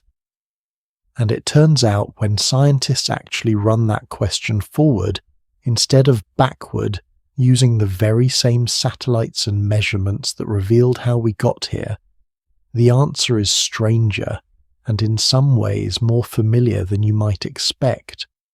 These same restless forces that built and destroyed every supercontinent in this entire story are still working right now, quietly rearranging the pieces one more time, aiming slowly and patiently toward a shape none of us will ever get to see finished. Because this planet is not finished rearranging itself, not by a long way.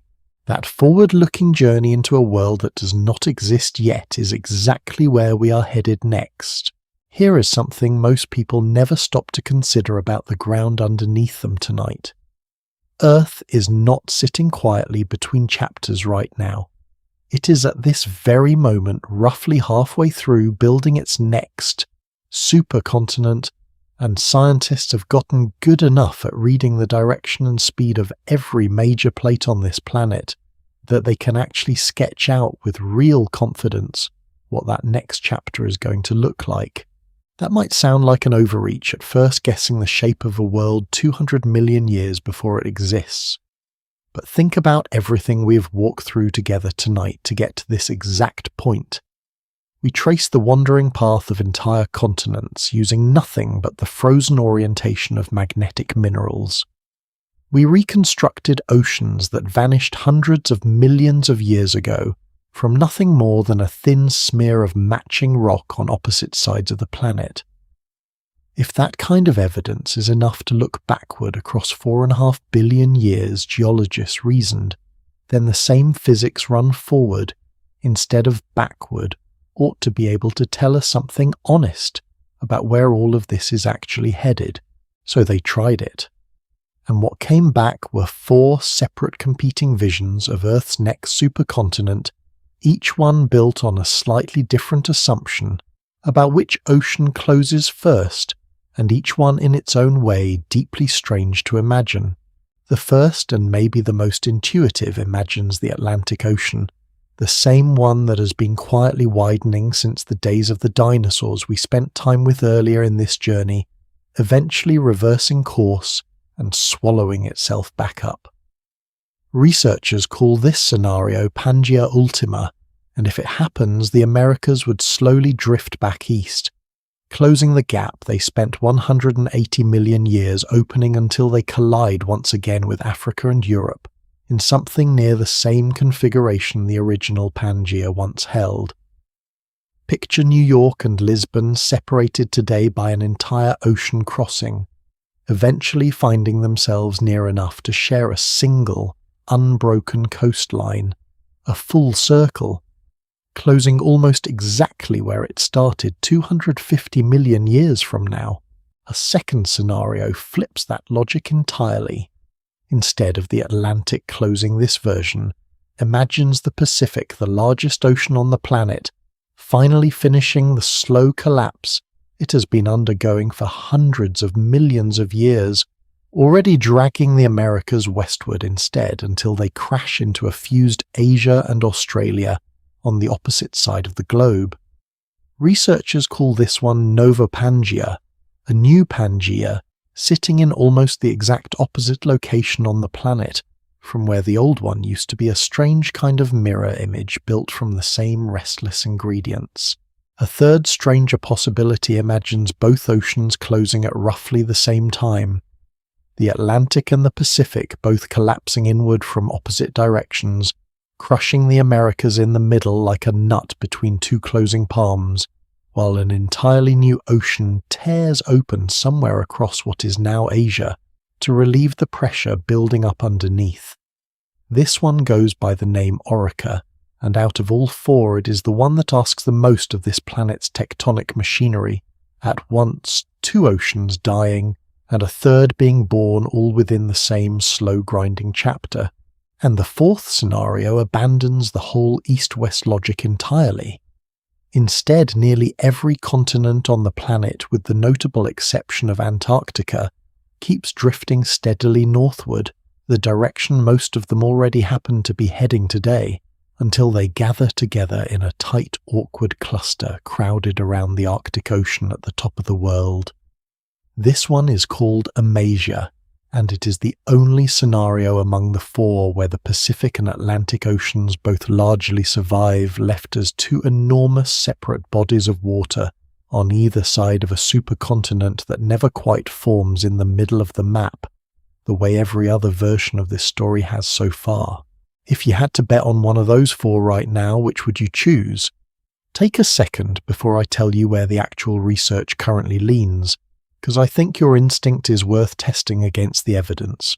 Researchers who study this question closely tend to lean toward Nova Pangaea as the most probable outcome simply because it requires the least dramatic departure from the plate motions already happening today, the Pacific already shrinking, the Atlantic already growing.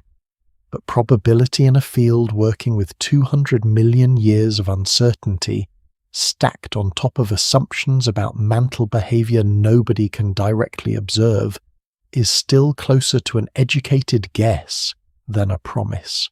Of the 4, the version that has drawn the most detailed scientific attention happens to be Pangaea Ultima, and the reason has less to do with which scenario is most likely, and more to do with what a team of researchers found once they actually modelled its climate in detail. In 2023, a group led by scientists at the University of Bristol ran supercomputer simulations of Pangaea, Ultima's likely weather patterns, factoring in a hotter aging sun rising volcanic carbon dioxide from all that renewed continental collision, and the simple, brutal geography of an enormous landmass sitting far from any moderating ocean coastline. What came back was almost apocalyptic.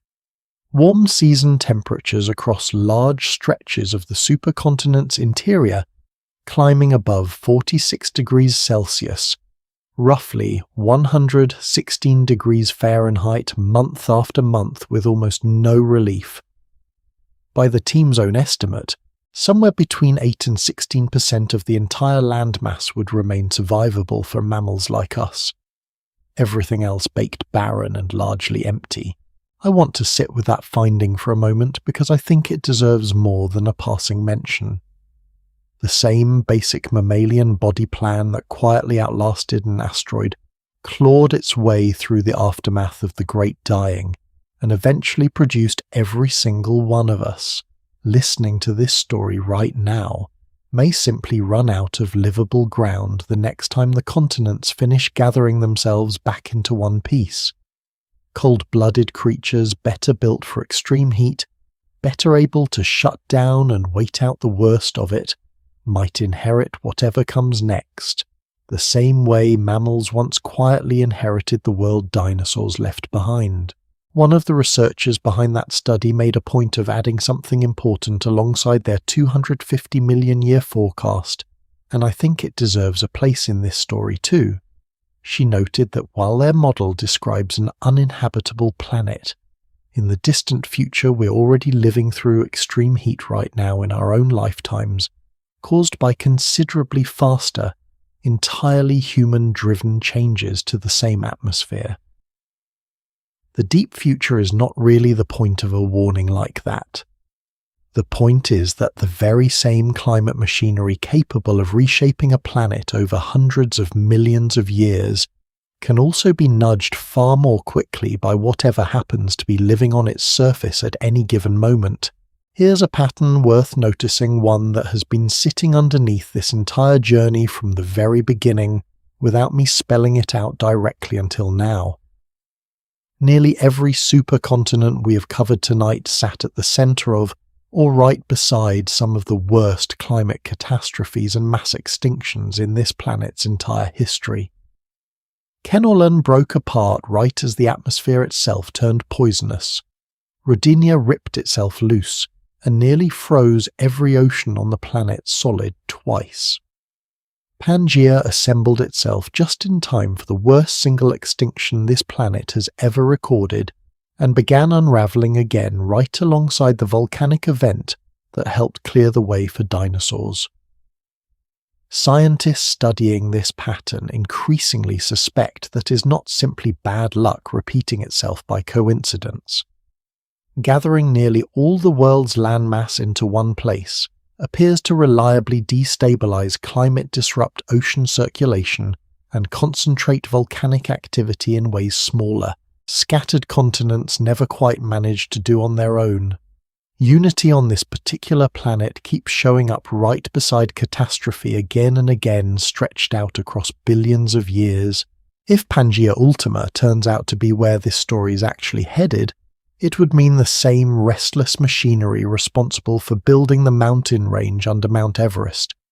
The same machinery that once nearly ended everything during the Great Dying is already quietly working toward doing something remarkably similar all over again on a schedule so long that every single one of us and every single thing we will ever build will be nothing but a barely detectable smear in the geological record by the time it happens. I do not say that to be bleak with you before we wrap up tonight's story. I say it because I think there is something strangely freeing buried inside a timescale this large. Whatever is worrying you right now, whatever feels urgent or permanent or impossible to move past, is happening on a planet that has already rebuilt itself from scratch, more times than we can count with total confidence, survived being frozen, solid, survived poisoning its own atmosphere, survived losing nearly everything alive on it more than once, and every single time, patiently without asking anyone's permission, found its way back to something worth calling life again. If this planet can do that again and again across 4.5 billion years, it seems only fair to extend yourself at least a little of that same patience. The next time something in your own life feels like it is ending for good, do you remember all the way back at the start of this journey a man alone on the ice in Greenland, convinced the ground beneath him was moving, dying before anyone believed him?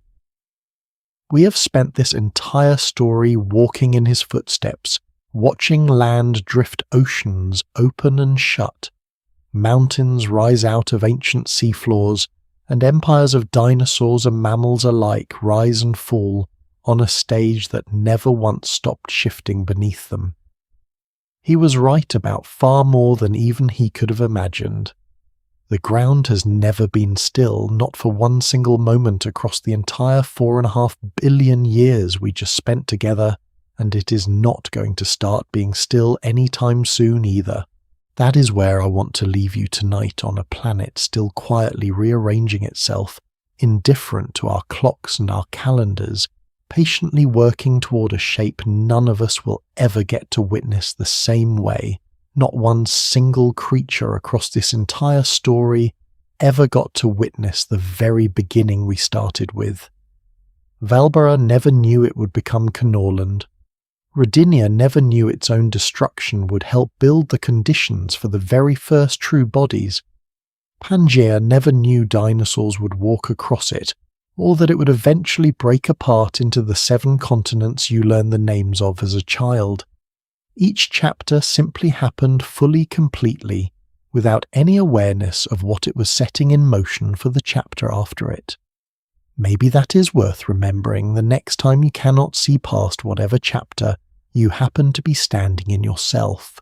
Thank you honestly for spending this much time with me tonight, walking all the way from a molten airless world with no oceans at all, through poisoned air and frozen seas, through the strange, patient, quietly revolutionary middle of this planet's story, all the way up to the mountain range still growing under your own hemisphere right now.